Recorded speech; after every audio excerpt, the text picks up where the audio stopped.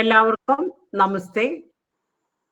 Kottayam SNDP union Sreenarayana ധർമ്മ പഠന കേന്ദ്രത്തിന്റെ ആഭിമുഖ്യത്തിലുള്ള വിദൂര ദർശന പഠനത്തിന്റെ ഭാഗമായി നടന്നുവരുന്ന ജഗദ്വാണി ഗുരുവാര പാഠശാലയിലേക്ക് ഏവർക്കും ഹൃദ്യമായ സ്വാഗതം. ഗുരുധ്യാനത്തോടുകൂടി ഇന്നത്തെ ക്ലാസ് ആരംഭിക്കാം. ഓം ഗുരുർബ്രഹ്മ ഗുരുർവിഷ്ണു ഗുരുർദേവോ മഹേശ്വര ഗുരു സാക്ഷാത് പരം ബ്രഹ്മ തസ്മൈ ശ്രീ ഗുരുവേ നമഃ. ജഗദ്വാണി ഗുരുവാര പാഠശാലയിലേക്ക് ഏവർക്കും വീണ്ടും ഒരിക്കൽ കൂടി സ്വാഗതം. മനുഷ്യരാശിക്കാകെ എക്കാലത്തേക്കും വേണ്ട ഉപദേശങ്ങൾ നൽകിയ ഋഷിവര്യനാണ് ശ്രീനാരായണ ഗുരുദേവൻ. മനുഷ്യത്വം തൊട്ട് തെറിച്ചിട്ടില്ലാതിരുന്ന അന്നത്തെ സാമൂഹിക അവസ്ഥയിൽ ഗുരുതരമായ സാമൂഹ്യ പ്രശ്നങ്ങൾക്കുള്ള പരിഹാര സ്വരമായിരുന്നു ഗുരുദേവ വചനങ്ങൾ. വംശ സ്പർദ്ധകളും ഭേദ ചിന്തകളും വർഗീയ വിദ്വേഷങ്ങളും അരങ്ങുവാഴുന്ന ഇക്കാലത്തും ഗുരുമൊഴികൾക്ക് വളരെയേറെ പ്രസക്തിയുണ്ട്. ഗുരുമൊഴിയിലെ യുക്തി എന്ന വിഷയത്തിൽ നമുക്ക് ഇന്ന് ക്ലാസ് എടുക്കുന്നത് ആരാധ്യയായ ശ്രീമതി സന്ധ്യ വിജികുമാർ അവർകളാണ്. ശ്രീനാരായണ ധർമ്മ പഠന കേന്ദ്രത്തിലെ സീനിയർ പഠിതാവും ശ്രീനാരായണ ധർമ്മ പ്രചാരകയും നമ്മുടെയെല്ലാം ആചാര്യസ്ഥാനം വഹിക്കുന്ന ആളും അറിയപ്പെടുന്ന പ്രഭാഷകയും പ്രഗത്ഭയായ അധ്യാപികയും മികച്ച ആലാപന ശൈലിക്കുടമയുമായ സന്ധ്യ ടീച്ചറെ ഏറെ സ്നേഹത്തോടെ ഏറെ ബഹുമാനത്തോടെ ഈ ക്ലാസ് എടുക്കുന്നതിനായി സ്വാഗതം ചെയ്തുകൊള്ളുന്നു. നമസ്തേ സന്ധ്യ ടീച്ചർ. നമസ്തേ.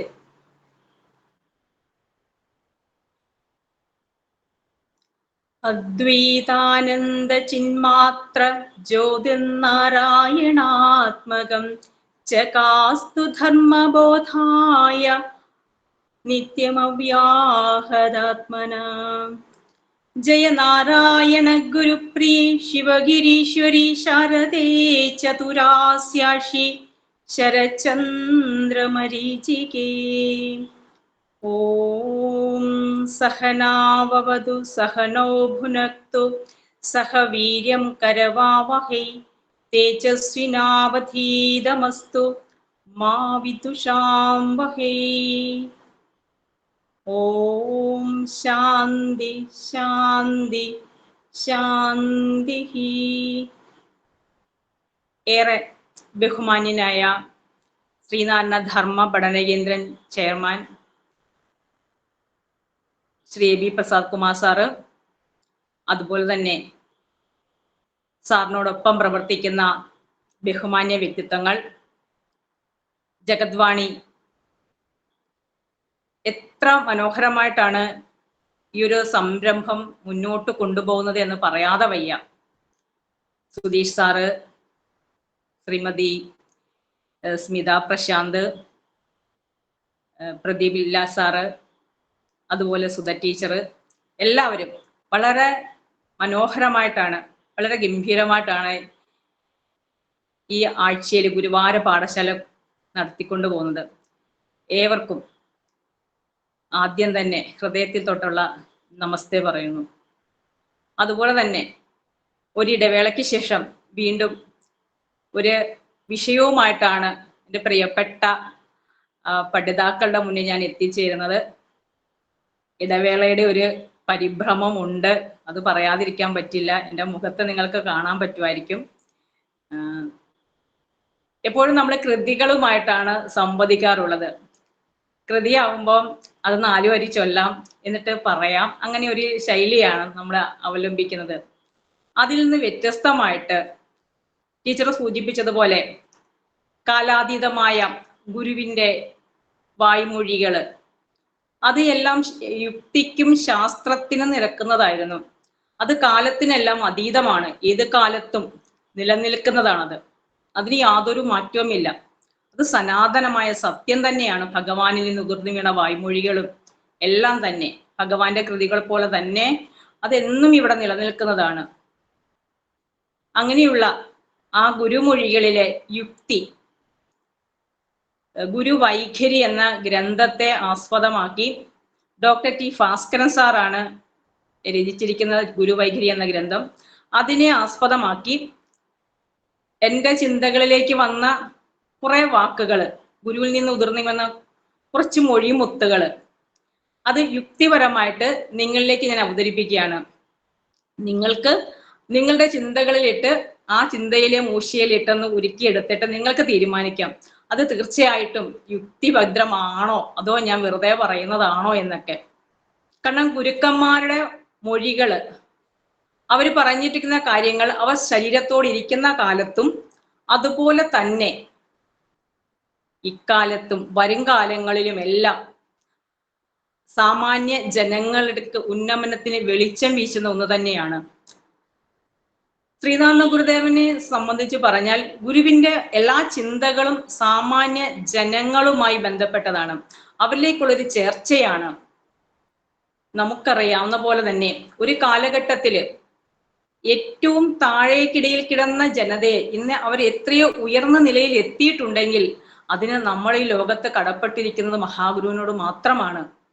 അത് നമ്മൾ നിശ്ചയിക്കുന്ന ജാതിയാണെങ്കിലും ജാതി മത വർണ്ണ വർഗഭേദം എല്ലാത്തിനും അപ്പുറമായിട്ട് മനുഷ്യന് എത്രമാത്രം ഉയരങ്ങളിലേക്ക് എത്തിച്ചേരാമോ ആ ഉയരങ്ങളിലേക്ക് അവന്റെ കൽപ്പിതമായ ഇന്നലകളിൽ കൽപ്പിച്ചു വെച്ചിരിക്കുന്ന ജാതിയുടെ പരിമിതി വിട്ട് വന്നിട്ടുണ്ടെങ്കിൽ അത് ഗുരു നൽകിയ ഊർജം തന്നെയാണ്.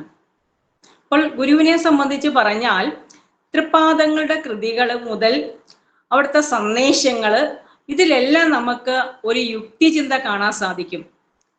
കാരണം ഇന്നലകളിൽ എന്താണോ നിലനിന്നിരുന്നത് അതിനെ അതേപോലെ തന്നെ നമ്മളിലേക്ക് എത്തിച്ചു തരികയല്ല ഗുരു ചെയ്തത്. വേണ്ടതിനെ സ്വീകരിക്കാനും വേണ്ടാത്തതിനെ കളയാനും ഉള്ള ആർജവം നമ്മളിലേക്ക് പകർന്നു തന്ന് മഹാഗുരു. അത് ഗുരുവിന്റെ വലിയൊരു സംഭാവനയാണ്. തെറ്റ് കണ്ടാൽ അത് തെറ്റാണെന്ന് പറയാനുള്ള ഒരു ആർജവം ഗുരു നമുക്ക് പറഞ്ഞു തരികയല്ല ചെയ്ത് കാണിക്കുക ചെയ്തത്. കുറ്റിപ്പുഴ കൃഷ്ണപിള്ള എന്ന് പറയുന്ന മഹത് വ്യക്തിത്വം പറയുന്നുണ്ട്, പൂർവ്വസൂരികൾ പോലും പറഞ്ഞ കാര്യങ്ങൾ തെറ്റാണെങ്കിൽ അവിടെ തെറ്റിയെന്ന് പറയാൻ മഹാഗുരുവിനല്ലാതെ മറ്റാർക്കും സാധിച്ചിട്ടില്ല. ജാതിയെക്കുറിച്ച് പറഞ്ഞപ്പോഴും അതുപോലെ തന്നെ ഭഗവത്ഗീത, ബ്രഹ്മസൂത്രം, ഇവ രണ്ടും രചിച്ചത് വേദവ്യാസ മഹർഷിയാൽ ആണെന്ന് നമുക്കറിയാം. അതിൽ വർണ്ണങ്ങളെ കുറിച്ച് രണ്ടു തരത്തിൽ പറഞ്ഞപ്പോൾ വ്യാസൻ അവിടെ തെറ്റിയെന്ന് യാതൊരു സങ്കോചവുമില്ലാതെയാണ് ഗുരു പറഞ്ഞത്.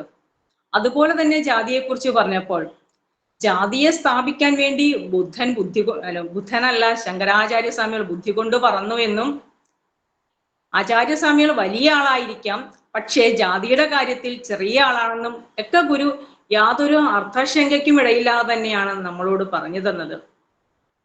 അതുപോലെ തന്നെ നമുക്ക് ആദ്യം ഗുരുവിന്റെ കൃതികളിലെ ആ യുക്തി ഒന്ന് ചിന്തിച്ചു നോക്കാം. ഇന്നത്തെ കാലത്തും ഏറ്റവും കൂടുതൽ നിലനിൽക്കുന്ന ഒന്നാണ് ജാതി.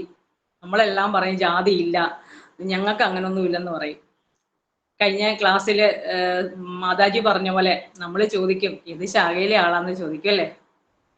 നമ്മൾ നേരിട്ട് ജാതി ചോദിച്ചില്ല എങ്കിലും ചോദിക്കാതെ നമ്മൾ അങ്ങ് ചോദിച്ചു. ആ രീതിയിലാണ് നേരത്തെ പ്രകടമായ ഭാവത്തിൽ കാണാൻ പറ്റുമെങ്കിലും ഇന്ന് മനുഷ്യന്റെ ഉള്ളിലാണ് ആ ജാതി ഇരിക്കുന്നത്. എന്നാൽ അത് ഇല്ലാത്തതാണ് എന്ന് ഗുരു വളരെ അസന്നിഗ്ധമായിട്ട് പറഞ്ഞു തരികയാണ് ചെയ്തത്. ഒരു വാക്കുകൊണ്ട് ജാതി ഇല്ല എന്ന് ഗുരു പറയുകയല്ലേ ചെയ്യുന്നത്. ഗുരു എന്ത് പറഞ്ഞാലും അത് ശാസ്ത്രത്തിന് നിരക്കുന്ന രീതിയിലാണ് ഗുരു പറഞ്ഞു തന്നത്. ജാതി നിർണയം, ജാതി ലക്ഷണം, ഈ രണ്ട് കൃതികളിൽ വളരെ വ്യക്തമായി ഗുരു ജാതി ഇല്ലാത്തതാണ് എന്ന് ഉറപ്പിച്ചു പറയുകയാണ് ചെയ്യുന്നത്. അതിൽ ജാതി നിർണയം എന്ന കൃതിയില് മഹാഗുരു 4 വരി മലയാളത്തിൽ എഴുതിയ കൃതിയാണ് ജാതി നിർണയം. എന്നാൽ അതിലെ ആദ്യത്തെ തുടക്കത്തിലെ 4 വരി ഭഗവാൻ ഏത് ഭാഷയിലാണ് നമുക്ക് നൽകിയത്? സംസ്കൃത ഭാഷയിലാണ് നൽകിയത്. ഒരുപക്ഷെ സംസ്കൃതത്തിൽ പറയുന്നതിന് കൂടുതൽ ആധികാരികത ഉണ്ട് എന്ന് വിചാരിക്കുന്ന ആളുകൾക്ക് അത് മനസ്സിലാക്കാൻ വേണ്ടി ആവാം തൃപ്പാദങ്ങൾ അങ്ങനെ ചെയ്തത്. എല്ലാ ഭാഷയും ഭഗവാൻ ഒരുപോലെയാണ്. മലയാളവും സംസ്കൃതവും തമിഴും വളരെ അനായാസമായി അവിടുന്ന് കൈകാര്യം ചെയ്തിരുന്നു. എന്നാൽ നമുക്ക് മനസ്സിലാക്കേണ്ട കാര്യം മാതൃഭാഷയ്ക്ക് ഭഗവാൻ പ്രാധാന്യം നൽകിയെന്ന് തന്നെയാണ്. കാരണം ദൈവോപനിഷത്ത് എന്ന് പറയുന്ന മഹാഗുരുവിന്റെ ദൈവദശകം അവിടുന്ന് മലയാള ഭാഷയിലാണ് നമുക്ക് നൽകിയത്. ശരിയല്ലേ? അതുപോലെ തന്നെ ആത്മാവിനോട് ഉപദേശിക്കുന്ന ആത്മോപദേശ ശതകം അവിടുന്ന് 100 മന്ത്രങ്ങളായി തന്നപ്പോഴും അതിലും അവിടുന്ന് മലയാള ഭാഷയാണ് തിരഞ്ഞെടുത്തത്. ലോകോത്തരമെന്ന് നടരാജഗുരു വിശേഷിപ്പിച്ച അറിവെന്ന കൃതി ഓരോ വരിയിലും അറിവെന്ന പദം കൊണ്ടാണ് തുടങ്ങുന്നത്. 15 മന്ത്രങ്ങളിൽ 60 വരികളിലായി അറിവെന്ന പദമാണ്, ശുദ്ധ മലയാള പദം മാത്രമേ അതിനകത്ത് പ്രയോഗിച്ചിട്ടുള്ളൂ. അത് മഹാഗുരുവിന്റെ കാവ്യരചനയുടെ ഒരു അത്ഭുതം തന്നെയാണ് അറിവെന്ന് പറയുന്നത്. അപ്പോൾ ഇന്ന് നമുക്കറിയാവുന്നത് പോലെ ഇതര ഭാഷകളിലൊക്കെ കൂടുതൽ പറയുന്നവർ കുറെ അറിവ് കൂടുതലുള്ളവരാണെന്ന് നമ്മളൊക്കെ ഗ്രഹിച്ചിരിക്കുന്നത്. എന്നാൽ ഗുരു മാതൃഭാഷയ്ക്ക് പ്രാധാന്യം നൽകി എന്ന കാര്യത്തിൽ നമ്മൾ മറക്കരുത്. അപ്പോൾ ആ ജാതി നിർണയത്തില് ആദ്യത്തെ 4 വരി ഗുരു എന്താണ് പറയുന്നത്? നമുക്ക് ജാതി എന്ന് പറയുന്നത് ഇല്ലാത്തതാണ് എന്ന് ഉറപ്പിച്ചു പറയുകയാണ് ചെയ്യുന്നത്. മനുഷ്യാണാം മനുഷ്യത്വം ജാതിർ ഗോപ്തം ഗവാം യഥാ ന ബ്രാഹ്മണാതിരസ്യവം ഹാ തത്വം വ്യക്തിക്കോ അപിന. എന്താണ് ഗുരു പറഞ്ഞു തരുന്നത്? മനുഷ്യത്വമാണ് അവന്റെ ജാതിയായിരിക്കുന്നത്. അത് പറഞ്ഞാൽ എല്ലാവരും ഈ മനുഷ്യത്വം എന്ന് പറഞ്ഞാൽ എന്താണെന്ന് ഓർത്തിരിക്കും അല്ലെ? അതൊന്നും കൂടെ വ്യക്തമാക്കാൻ വേണ്ടി ഗുരു നമുക്ക് പറഞ്ഞു തരികയാണ്. ഒരു പശുവിന് എപ്രകാരമാണോ അവന്റെ പശുത്വം ജാതിയായിരിക്കുന്നത് അതുപോലെയാണ്. അപ്പൊ നമുക്കൊന്നുകൂടെ വ്യക്തമായി. ശരിയല്ലേ? അപ്പൊ ഇത്ര കൃത്യമായിട്ട് പറഞ്ഞു തന്നിട്ട് അത് ശാസ്ത്രീയമായി ഗുരു ഒന്നുകൂടെ നമുക്ക് വെളിപ്പെടുത്തി തരുന്ന കൃതിയാണ് ജാതി ലക്ഷണം എന്ന് പറയുന്നത്. പുണർന്നു പെറുന്നതെല്ലാം ഒരു ഇനമാണെന്ന് ഗുരു അസന്നിഗ്ധമായിട്ട് നമുക്ക് പറഞ്ഞു തരികയാണ് ചെയ്യുന്നത്.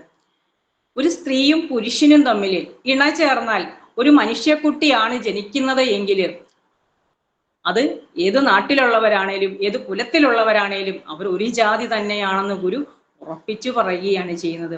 അതൊക്കെ കൃത്യമായിട്ട് പഠിച്ചു കഴിയുമ്പോൾ മഹാഗുരുവിന്റെ യുക്തിബോധം എത്രത്തോളമാണ് നമ്മളെ സ്വാധീനിക്കുന്നതെന്ന് നമുക്ക് മനസ്സിലാക്കാൻ സാധിക്കും. അതുപോലെ തന്നെ ഒരു കാര്യം പറഞ്ഞു തന്നാൽ അതിനെ ഒന്ന് വ്യക്തത വരുത്താൻ വേണ്ടി നമുക്കൊരു അർത്ഥശങ്കയ്ക്കും ഇടവരാത്ത രീതിയിലാണ് ഗുരു പറയുന്നത്. ഗുരുവിന്റെ ആത്മോപദേശ ശതകം തന്നെ എടുത്താൽ നമുക്ക് മനസ്സിലാക്കാൻ സാധിക്കും. ഒരു കാലഘട്ടത്തില് സവർണർക്ക് മാത്രം, അതിൽ ബ്രാഹ്മണർക്ക് മാത്രം അധികാരപ്പെട്ടതാണ് വേദമെന്ന് വിചാരിച്ചിരിക്കുന്ന കാലഘട്ടത്തിൽ ഗുരു യാതൊരു മടിയുമില്ലാതെ നമ്മളോട് പറഞ്ഞു തരികയാണ് ഇത് ആർക്കും പഠിക്കാവുന്നതാണ് എന്ന്. ഇത് വെറുതെ പഠിക്കാവുന്നതാണ് എന്ന് പറഞ്ഞാൽ നമുക്ക് മനസ്സിലാവത്തില്ല. എന്താ ഗുരു ഇങ്ങനെ പറയുന്നതെന്ന് ഓർക്കും. എന്നാൽ 18ാമത്തെ മന്ത്രത്തിൽ വളരെ വ്യക്തമായിട്ട് ഗുരു നമുക്ക് വെളിപ്പെടുത്തി തരികയാണ് എന്തുകൊണ്ടാണ് ഈ അറിവ് എല്ലാവർക്കും പഠിക്കാൻ പറ്റുന്നത് എന്ന് ഗുരു പറയുന്നത് എന്തുകൊണ്ടാണെന്ന് മനസ്സിലാക്കിയാൽ നമ്മൾ എല്ലാവരിലും ഒരേ സത്ത തന്നെയാണ് നിറഞ്ഞിരിക്കുന്നത്. അഹം ഇരുളല്ല, ഇരുളാകിൽ അന്ധരായി നാം അഹം അഹം എന്നറിയാതിരുന്നിടേണം, അറിവതിനാൽ അഹം അന്ധകാരമല്ലെന്ന് അറിവതിനിങ്ങനെ ആർക്കും ഓതിടേണം. എന്തുകൊണ്ടാണ് ഈ അറിവ് എല്ലാവർക്കും പറഞ്ഞു കൊടുക്കണമെന്ന് ഗുരു പറയുന്നത്? അഹം ഇരുളല്ല. കാരണം നമ്മൾ അറിഞ്ഞോ അറിയാതെയോ നമ്മൾ എപ്പോഴും ഞാൻ എന്ന് പറയുന്നില്ലേ? ആ ഞാൻ എന്ന് പറയുന്ന ഇരുട്ടല്ല, അത് പ്രകാശ സ്വരൂപമാണ്. അഹം ഇരുളല്ലാത്തത് കൊണ്ട് ഞാൻ എന്ന് നമ്മൾ അറിയുന്നുള്ളത് കൊണ്ടും എല്ലാത്തിലും ഒരേ സത്തയാണെന്നും അതുകൊണ്ട് തന്നെ തീർച്ചയായിട്ടും ഈ അറിവ് പഠിക്കാൻ എല്ലാവർക്കും യോഗ്യതയുണ്ടെന്നും ഗുരു നമുക്ക് വെളിപ്പെടുത്തി തരുന്നുണ്ട്. അതുപോലെ 24ാമത്തെ മന്ത്രം നമ്മൾ എല്ലാവരും എപ്പോഴും പഠിക്കും. അവനവൻ ആത്മസുഖത്തിന് ആചരിക്കുന്നവ അപരന്യ സുഖത്തിനായി വരണം. അതിൽ യുക്തിബോധം എന്താണ്? എന്തുകൊണ്ടാണ് എൻ്റെ സുഖം, ഞാൻ ചെയ്യുന്ന കാര്യങ്ങൾ വേറൊരാൾക്ക് കൂടെ സുഖത്തിനെ പ്രദാനം ചെയ്യണമെന്ന് പറയുന്നത്? അതിനകത്ത് എന്തെങ്കിലും യുക്തിയുണ്ടോ? ചിന്തിച്ചിട്ടുണ്ടോ? നമ്മൾ അത് മാത്രം 2 വരി മാത്രമേ പഠിക്കത്തുള്ളൂ. ഞാൻ ഇപ്പോഴും ഓർക്കുന്നു, 9ാം ക്ലാസ്സിൽ വെച്ച് ഞങ്ങൾക്ക് ടീച്ചർ ആശയം വിപുലീകരിക്കാൻ തന്നൊരു പദമാണിത്. ഞങ്ങളുടെ ടീച്ചർ, മലയാളം ടീച്ചർ. പക്ഷെ അതിന് മുന്നിലത്തെ വരി പഠിക്കുമ്പോഴാണ് ഈ 3ാമത്തെ 4ാമത്തെ വരിയുടെ പ്രശസ്തി നമുക്ക് മനസ്സിലാക്കാൻ സാധിക്കുന്നത്. അതിന് ഗുരു പറയുന്നത് എന്താണ്? അവനിവനെന്നറിയുന്നതൊക്കെ ഓർത്താൽ അവനിയിൽ ആദിമമായ ഒരു ആത്മരൂപം എന്തുകൊണ്ടാണ് നമ്മൾ ചെയ്യേണ്ടത്? അവനവനാത്മസുഖത്തിന് ആചരിക്കുന്നവ അപരന്റെ സുഖത്തിനായി വരണം. കാരണം അവന് ഇവന് എന്നൊക്കെ നീ വിളിക്കുന്നത് ഈ അവനിയിൽ എങ്ങനെയാണ്? ഒരേ ഒരു ആത്മസ്വരൂപം തന്നെയാണ്. അതുകൊണ്ടാണ് നീ എന്ത് ചെയ്യേണ്ടത്? അവനിവൻ എന്നറിയുന്നതൊക്കെ ഓർത്താൽ അവനിയിൽ ആദിമമായ ഒരു ആത്മരൂപം അവനവൻ ആത്മസുഖത്തിനാചരിക്കുന്നവ അപരന്യ സുഖത്തിനായി വരണം. അതുകൊണ്ടാണ് നീ നിന്റെ സുഖത്തിന് ചെയ്യുന്ന കർമ്മങ്ങൾ മറ്റൊരാളുടെ സുഖത്തെ കൂടെ പ്രദാനം ചെയ്യണം എന്ന് പറഞ്ഞു തരുന്നത്. കാരണം ഇവിടെ നീ എന്നും ഞാനെന്നും അവനെന്നും ഒക്കെ പറയുന്നതൊക്കെ എന്താണ്? ഇല്ലാത്തതാണ് എന്ന് ഗുരു നമുക്ക് വെളിപ്പെടുത്തി തരികയാണ് ചെയ്യുന്നത്. അതുപോലെ തന്നെ ഗുരുവിന്റെ മതം, ഗുരു പറഞ്ഞിരിക്കുന്ന മനുഷ്യന് ഒരേ ഒരു മതം മാത്രമേ ഉള്ളെന്നാ. നമ്മൾ ഓർക്കുക എങ്ങനെ ഒരു മതമാകുന്നെന്ന്. മതം എന്നാൽ ഭഗവാൻ പറയുന്നത് അഭിപ്രായം എന്നാണ്. മഹത്തുക്കളുടെ അഭിപ്രായത്തെയാണ് തൃപ്പാദങ്ങൾ മതം എന്ന പദം കൊണ്ട് അർത്ഥമാക്കിയത്. ആ മതം മനുഷ്യന് സുഖത്തെ പ്രദാനം ചെയ്യുന്നതാണ് എന്ന് ഗുരു നമുക്ക് പറഞ്ഞു തരുന്നുണ്ട്. അത് എപ്രകാരമാണെന്ന് പറഞ്ഞാൽ, അഖിലരും ആത്മസുഖത്തിന് വേണ്ടിയാണ് സകലവും ഇങ്ങ് സദാപി ചെയ്തിടുന്നത്. ജഗതിയിൽ ഇമ്മതം ഏകമെന്ന് ചിന്തിച്ച് അഖമണയാതെ അകതാരമർത്തിടണം. അഖമെന്ന് പറഞ്ഞാൽ പാപം. പാപം ഉണ്ടാക്കാത്ത രീതിയിൽ ഇല്ലാത്തതിനെ ഉണ്ട് എന്ന് പറഞ്ഞ് അതിനെ ആചരിക്കാതെ അത് ഇല്ലാത്തതാണെന്ന് മനസ്സിലാക്കി ആത്മസുഖം എന്ന് പറയുന്ന ഒരു മതം മാത്രമേ ഉള്ളെന്ന് മനസ്സിലാക്കുക. അതിനെക്കുറിച്ച് വളരെ ദീർഘമായ ഒരു സംഭാഷണം ഭഗവാൻ CV കുഞ്ഞിരാമനുമായിട്ട് നടത്തുന്നുണ്ട്. അതിനകത്ത് വളരെ വ്യക്തമായിട്ട് ക്രിസ്തു മതം സ്നേഹമാണെന്നും ബുദ്ധന്റെ മതം അഹിംസയാണെന്നും അതുപോലെ ഇസ്ലാം മതം എന്ന് പറയുന്ന നബി തിരുമേനിയുടെ മതം അത് സാഹോദര്യമാണെന്നും ഈ സ്നേഹവും സാഹോദര്യവും അഹിംസയും ഇതെല്ലാം കൂടെ ചേർന്ന ഏക മതമാണ് നമ്മുടെ സനാതന ധർമ്മം എന്നും ഗുരു പറഞ്ഞു തരുന്നുണ്ട്. അപ്പൊ അങ്ങനെ ഒരു ഏക മതത്തെക്കുറിച്ച് വളരെ വ്യക്തമായിട്ട് ഒരു ആത്മോപദേശതകത്തിൽ നമുക്ക് വെളിപ്പെടുത്തി തരുന്നുണ്ട്. ഇതിനെല്ലാം യുക്തിപൂർവമാണ് പറഞ്ഞു തരുന്നത്. അതായത് കാര്യകാരണ ബന്ധത്തോടുകൂടി വസ്തുതകളെ ക്രമീകരിക്കുകയോ സമർപ്പിക്കുകയോ ചെയ്യുന്ന മനോവ്യാപാരത്തിനാണ് നമ്മൾ ഈ യുക്തി എന്ന പദം ഉപയോഗിക്കുന്നത്.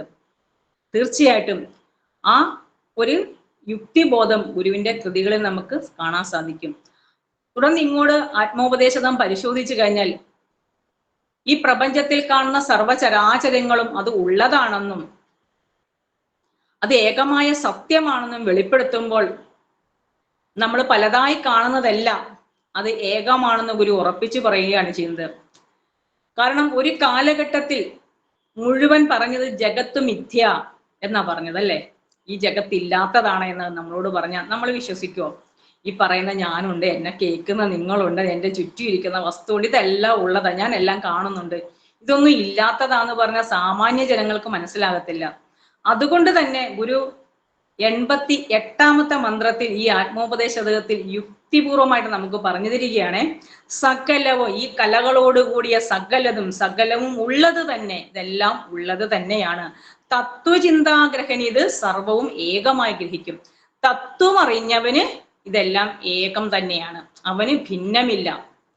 അങ്ങനെ തത്വം അറിഞ്ഞ് അതായി തീർന്നത് കൊണ്ടാണ് ഭഗവാൻ ശ്രീനാരായണ ഗുരുദേവന് ശിവഗിരിയിൽ നിന്ന് ഒരു മാവിനെ ചൂണ്ടിക്കാണിച്ചുകൊണ്ട് ധർമാനന്ദ സ്വാമികളോട് ഇപ്രകാരം അരുളി ചെയ്യാൻ സാധിച്ചത്. നാമും ഈ മാവും തമ്മിൽ ഒരു ഭേദവുമില്ല. നമുക്ക് ആർക്കെങ്കിലും പറയാൻ പറ്റുമോ?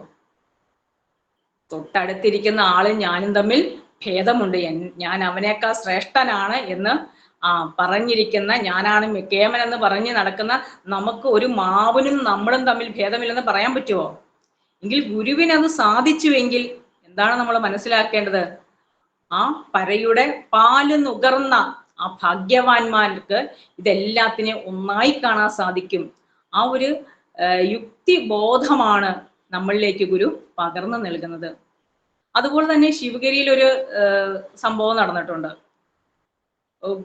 തൃപ്പാദങ്ങൾ ശരീരത്തോടെ ഇരിക്കുന്ന സമയത്ത് തന്നെ ശിവഗിരിയില് ഒരു കൂട്ടം ആളുകൾ എന്ന് പറഞ്ഞാൽ ഗുരുവിന്റെ ഭക്തജനങ്ങൾ, സന്യാസി ശിഷ്യന്മാരൊക്കെ തന്നെയാണ്. അവര് ഗുരുവിന്റെ വേലി വെച്ച് പൂജിക്കാൻ തുടങ്ങി. ഭഗവാൻ അവിടെ ഇല്ലാത്തപ്പം തൃപ്പാദങ്ങളെ സങ്കല്പിച്ച് ആ വേലി പൂജ നടത്തിക്കൊണ്ടിരുന്ന. എന്നാൽ ഒരു കൂട്ടം സന്യാസികൾ, അവിടുത്തെ അന്തേവാസികൾ തന്നെ, ശിവഗിരിയിലെ അന്തേവാസികൾ തന്നെ, അവരെന്ത് ചെയ്യുന്ന ഈ വേലെടുത്ത് മാറ്റിയിട്ട് തൃപ്പാദങ്ങളുടെ ഒരു പാതുകം എടുത്ത് വെച്ച് പൂജിക്കാൻ തുടങ്ങി. വേലി വെച്ച ആളുകൾക്ക് സ്വാഭാവികമായിട്ടും ഇഷ്ടം വരും എന്നൊക്കെ വരുമല്ലോ അല്ലെ. എന്നാൽ നമ്മൾ ഉദ്ദേശിക്കുന്ന പോലത്തെ ഇഷ്ടം അവർക്കും വന്നു. അവരെന്ത് ചെയ്ത് ആ ഇഷ്ടക്കേട് ആരുടെ എന്ന് പറഞ്ഞ് നമ്മൾ വെച്ച സാധനം എടുത്ത് മാറ്റി നമുക്ക് ഇഷ്ടം വരുമോ? അതുപോലെ തന്നെയാണ് ഒരു സന്യാസിമാരാണല്ലോ, അന്തേവാസികളാണെന്ന് പറഞ്ഞ കാര്യമില്ല. എന്ത് ചെയ്ത് അവര് പരാതി കൊണ്ട് ആരുടെ എടുത്തിയെന്നും? തൃപ്പാദങ്ങളുടെ എടുത്തിയെന്നും. അപ്പൊ അവിടെ ഒരു യുക്തിപൂർവമായ മറുപടിയാണ് തൃപ്പാദങ്ങൾ കൊടുത്തത്. തൃപ്പാദങ്ങൾ ഇപ്രകാരമാണ് ചോദിച്ചത്: എന്തുകൊണ്ടാണ് നിങ്ങൾ വേലെടുത്ത് മാറ്റിയത്? ഒരു കാര്യം കാണുമല്ലോ, ഏത് കാരണം കാണുമല്ലോ. ഏതൊരു കാര്യത്തിന് പിന്നിലും ഒരു കാരണമുണ്ടല്ലേ. കാര്യത്തിൽ നിൽപ്പതിക കാരണ സത്ത എന്നീ എന്ന് പറഞ്ഞുകൊണ്ട് നമുക്ക് അദ്വൈതീപിക്ക് അത് ഗുരു പറഞ്ഞു തരുന്നുണ്ട്. ഏത് കാര്യം ചെയ്യണമെങ്കിലും അതിന് പിന്നിൽ ഒരു കാരണം കാണും. അപ്പൊ തീർച്ചയായിട്ടും ആ കാരണം ഗുരു ചോദിച്ചപ്പോൾ ആ വേലെടുത്ത് മാറ്റിയ അന്തേവാസികൾ പറഞ്ഞു, തൃപ്പാദ പൂജയല്ലാതെ അവിടുത്തെ സങ്കല്പിച്ച് ആ പാദപൂജയെ നമുക്ക് വേറെ ഒന്നും ചെയ്യാൻ പറ്റില്ല, അതുകൊണ്ടാണ് അവിടുത്തെ പാദുകം വെച്ച് ഞങ്ങൾ പൂജ നടത്തിയെന്ന് പറഞ്ഞു. അപ്പൊ ഗുരു അവരോട് ചോദിച്ച മറുപടിയാണ്, ഈ പാദുകത്തെ നാമായി നിങ്ങൾക്ക് സങ്കല്പിക്കാൻ പറ്റുമെങ്കിൽ എന്തുകൊണ്ട് വേലിനെ നിങ്ങൾക്ക് സങ്കല്പിക്കാൻ പറ്റുന്നില്ല എന്ന്. എത്ര യുക്തിപൂർവമായ മറുപടിയാന്ന് ഓർത്ത് നോക്കിയേ. ഇപ്രകാരം പരാതിക്ക് കൊണ്ട് ആര് വന്നാലും അവർക്ക് ആർക്കും ഒരു മോശവും തോന്നാത്ത രീതിയിൽ അവരുടെ ചിന്തകളിലേക്കാണ് ഗുരു എന്തുകൊണ്ടെന്ന് വെളിച്ചം വീശുന്നത്. അവൾക്ക് ചിന്തിച്ചപ്പോൾ മനസ്സിലായി, ശരിയല്ലേ. അപ്പോൾ അവിടെ ആ പ്രശ്നം തീരുകയാണ് ചെയ്തത്. അതുപോലെ തന്നെ മഹാഗുരു അവിടുത്തെ ദർശനമാലയില് ഈ പ്രപഞ്ചത്തില് ഇല്ലാത്തതിനെ ഒരെണ്ണത്തിനെ ഉണ്ടാക്കാൻ നമുക്ക് സാധിക്കത്തില്ല. ഉള്ളതിനെ മാത്രമേ നമുക്ക് കാണിക്കാൻ പറ്റത്തുള്ളൂ.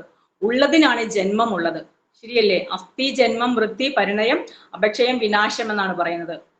അതായത് ഉള്ളതിനാണ് ജനിക്കാൻ പറ്റുന്നത്, ഇല്ലാത്തതിനെ നമുക്ക് ജനിക്കാൻ സാധിക്കത്തില്ല.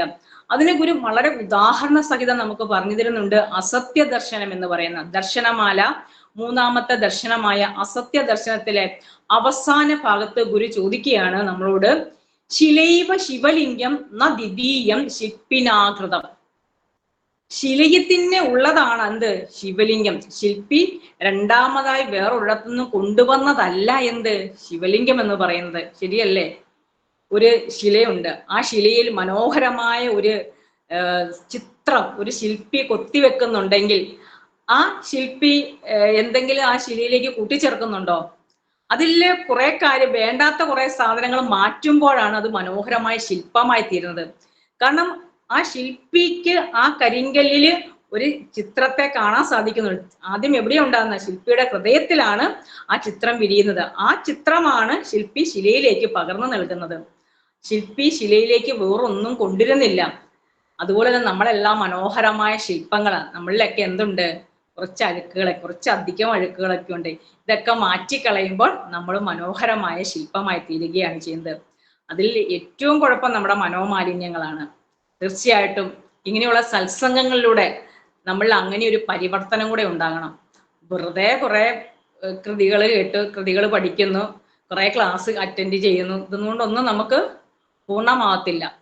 തീർച്ചയായും നമ്മൾ എന്താ ചെയ്യേണ്ടത്? നമ്മളിലെ പരിവർത്തനം ഉണ്ടാകണം. ആ ഒരു പരിവർത്തനമാണ് ഗുരു ആഗ്രഹിക്കുന്നത്.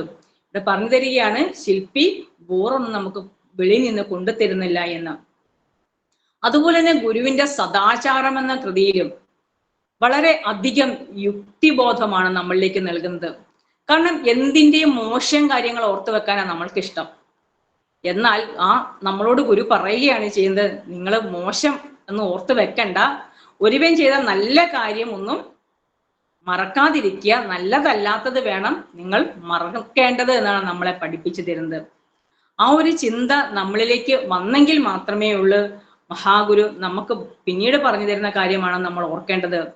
സത്യവും ധർമ്മവും വേണം, ആയുസ് നിൽക്കുകയില്ല ഓർക്കുക എന്നാ പറഞ്ഞു തന്നിരിക്കുന്നത്. കാരണം സത്യം എന്ന് പറയുന്നത് എന്നും നിലനിൽക്കുന്നതാണ്. TS വിജികുമാർ ക്യാമറ ഓഫ് ചെയ്യണം. കേൾക്കുന്നുണ്ടോ? സത്യം നമ്മൾക്ക് പറയാനുള്ളതാണ്, അതുപോലെ തന്നെ ധർമ്മം നമുക്ക് ആചരിക്കാനുള്ളതാണ്. ക്യാമറ ഓഫ് ചെയ്യണം.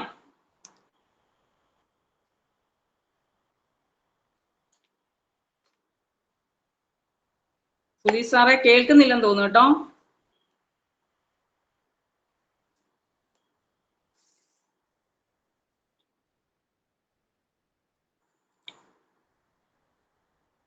അതുപോലെ തന്നെ നമുക്ക് ഏറ്റവും മനസ്സിലാക്കേണ്ട ഒന്നാണ് മഹാഗുരുവിന്റെ അരുവിപ്പുറം പ്രതിഷ്ഠ എന്ന് പറയുന്നത്. തൃപ്പാദങ്ങളുടെ അരുവിപ്പുറം പ്രതിഷ്ഠയിലും ഒരു യുക്തി ചിന്തയുണ്ട്. അത് നമ്മൾ എല്ലാവരും ഇപ്പം പറയുന്നുണ്ട്, ഗുരു ഇങ്ങനെ നമ്മുടെ ശിവൻ നമ്മുടെ ശിവൻ നമ്മുടെ ശിവൻ തന്നെയല്ലേ പറയുന്നത്. എന്നാൽ ടി ഭാസ്കരൻ സാർ എഴുതിയ ഗുരു വൈഖരി എന്ന ഈ ഗ്രന്ഥത്തില് 105 മുതൽ 109 വരെയുള്ള ഭാഗങ്ങളിൽ ഗുരു വളരെ വ്യക്തമായി പറഞ്ഞിട്ടുണ്ട് എന്ന് മൊയ്യാരത്ത് ശങ്കരൻ, അതുപോലെ തന്നെ മൂർക്കോത്ത് കുമാരൻ, അതുപോലെ തന്നെ സുബ്രഹ്മണ്യ ഭാരതി, അങ്ങനെ ഒരു പിടി ഗുരുവിൻ്റെ ചേർന്ന് നിന്ന, ഗുരുവിനോടൊപ്പം സഞ്ചരിച്ച മഹാഗുരുവിന്റെ സന്യസ്തരും ഗൃഹസ്ഥരുമായ ശിഷ്യന്മാരെ രേഖപ്പെടുത്തി വെച്ചിട്ടുണ്ട് ഗുരു ഈഴവ ശിവൻ എന്ന് തന്നെയാണ് പറഞ്ഞത്. അത് നമുക്കൊന്ന് ചർച്ചയ്ക്കെടുക്കേണ്ട വിഷയം തന്നെയല്ലേ. ഒന്ന് ഓർത്തു നോക്കിയേ, നമ്മുടെ ശിവൻ എന്ന് മറ്റൊരാളോട് പറഞ്ഞു കഴിഞ്ഞാൽ ആളുടെ ശിവനും എൻ്റെ ശിവനും എന്നൊരർത്ഥത്തിലല്ലേ അദ്ദേഹം എടുക്കത്തുള്ളൂ. എന്നാൽ ഗുരു ഒറ്റ വാക്കിൽ ഗുരുവിനോട് മറ്റാരുമല്ല ചോദിച്ച്, മണത്തല നീലകണ്ഠൻ മൂസത് എന്ന് പറയുന്ന ഒരു ബ്രാഹ്മണ ശ്രേഷ്ഠനാണ് ചോദിച്ചത്. ഈഴവർക്ക് ഇങ്ങനെ സാത്വികമായ ദൈവത്തിനെ പ്രതിഷ്ഠിക്കാൻ പറ്റുമോ എന്ന ചോദ്യം ചോദിച്ചപ്പോൾ ഗുരു തിരിച്ച് അദ്ദേഹത്തിന് നൽകിയ മറുപടിയാണ്, നാം നിങ്ങളുടെ ബ്രാഹ്മണ ശിവനെ അല്ല ഇവിടെ പ്രതിഷ്ഠ നടത്തിയിരിക്കുന്നത്, നാം ഒരു ഈഴവ ശിവനെയാണ് ഇവിടെ പ്രതിഷ്ഠ നടത്തിയിരിക്കുന്നത്. അങ്ങനെ പറ്റില്ല എന്ന് നിങ്ങളുടെ ശാസ്ത്രത്തെ വല്ലതും പറഞ്ഞിട്ടുണ്ടോ എന്ന്. അതിനപ്പുറം ഒരു മറുപടി ഇല്ല. ശരിയല്ലേ? അത്രമാത്രം ചോദ്യകർത്താവിന് എന്താണോ അർത്ഥമാക്കുന്നത്, എന്തിനു വേണ്ടിയാണോ വരുന്നത്, അതിനെ മറികടക്കുന്ന രീതിയിൽ ആ ചോദ്യകർത്താവിന് മനസ്സിലാക്കാൻ പറ്റുന്ന രീതിയിലുമാണ്. എന്നാൽ ആ ചോദിച്ച ആൾക്ക് യാതൊരു വിരോധം ഉണ്ടാവാത്ത തരത്തിലുമാണ് മഹാഗുരുവിന്റെ മറുപടികളെല്ലാം തന്നെ. അതുപോലെ തന്നെ ഏറ്റവും കൂടുതൽ ചർച്ച ചെയ്യുന്ന മറ്റൊരു വിഷയമാണ് ചാതുർവർണ്ണ്യത്തെ കുറിച്ച്, അല്ലേ? ചാതുർവർണ്ണ്യത്തിൽ പറയുന്നത് 4 വർണ്ണങ്ങൾ, അത് എങ്ങനെ ഉണ്ടായെന്നാ നമ്മളോട് പറഞ്ഞു തരുന്നത്. ബ്രഹ്മദേവന്റെ മുഖത്ത് നിന്ന് ബ്രാഹ്മണരുണ്ടായി എന്നും, അതുപോലെ തന്നെ കൈകളിൽ നിന്ന് ക്ഷത്രിയരുണ്ടായെന്നും, തുടയിൽ നിന്ന് വൈശ്യരുണ്ടായെന്നും, പാദങ്ങളിൽ നിന്ന് ശൂദ്രരുണ്ടായോ എന്നാ പറഞ്ഞത്. ഇതേക്കുറിച്ച് തൃപ്പാദങ്ങളോട് ചോദിച്ചപ്പം തൃപ്പാദങ്ങൾ വളരെ നർമ്മം കലർത്തിയ രീതിയിലാണ് ഭഗവാൻ ഒരു മറുപടി നൽകിയത്. അത് നമ്മുടെ യുക്തിപൂർവ്വം ചിന്തിക്കേണ്ട കാര്യം തന്നെയല്ലേ. ഒരു പറഞ്ഞതാണേ, വൃക്ഷത്തിന് എന്താ ശിഖരം ഉണ്ടാകുന്നത് പോലെയാണോ ഈ എന്തുണ്ടാകുന്നത്, മനുഷ്യനുണ്ടാകുന്നത്. മുഖത്തു നിന്ന് വന്നയാൾക്ക് ചിലപ്പോൾ വായിക്കൂടാൻ വളരെ ഈസി ആയിട്ട് വരാൻ സാധിച്ചു, വളരെ അനായാസം വരാൻ സാധിച്ചു. ഈ കൈയിന്നും കാലിന്നും വന്നവർ എന്ത് ചെയ്ത് കാണും? കൈനേക്കാൾ നല്ലത് പുറം പൊട്ടി വരുന്നതായിരുന്നു ഒന്നുകൂടെ സൗകര്യം എന്നൊക്കെ ഗുരു ഫലിത രൂപത്തിൽ യുക്തിബോധമില്ലാതെ പറയുന്ന കാര്യങ്ങൾ ഏത് ശാസ്ത്രത്തിൽ ഏത് സ്മൃതിയിൽ പറഞ്ഞാലും അതിനെ ഭഗവാൻ വളരെ വ്യക്തമായിട്ട് നമുക്ക് ചോദ്യം ചെയ്യുന്ന രീതിയിലാണ് പറഞ്ഞു തന്നിരുന്നത്. അതുപോലെ തന്നെയാണ് വിശ്വബ്രാഹ്മണരായ പഞ്ചകുടി ശില്പികൾ എന്ന് പറയുന്ന ഒരു കുലമുണ്ട്. അവര് 5 കുലം, അവർ 5ആയിട്ട് പിരിഞ്ഞാണ് പറഞ്ഞത്. അവർ 5 രീതിയിലാണ് പറഞ്ഞത്. അവരെ കുറിച്ച് പറഞ്ഞ പഞ്ചകുടി ശില്പികൾ എന്ന് പറയുന്നത്. അവർക്ക് 5 സംഘമായിട്ട് അവർ തിരിഞ്ഞിരിക്കുന്നത്.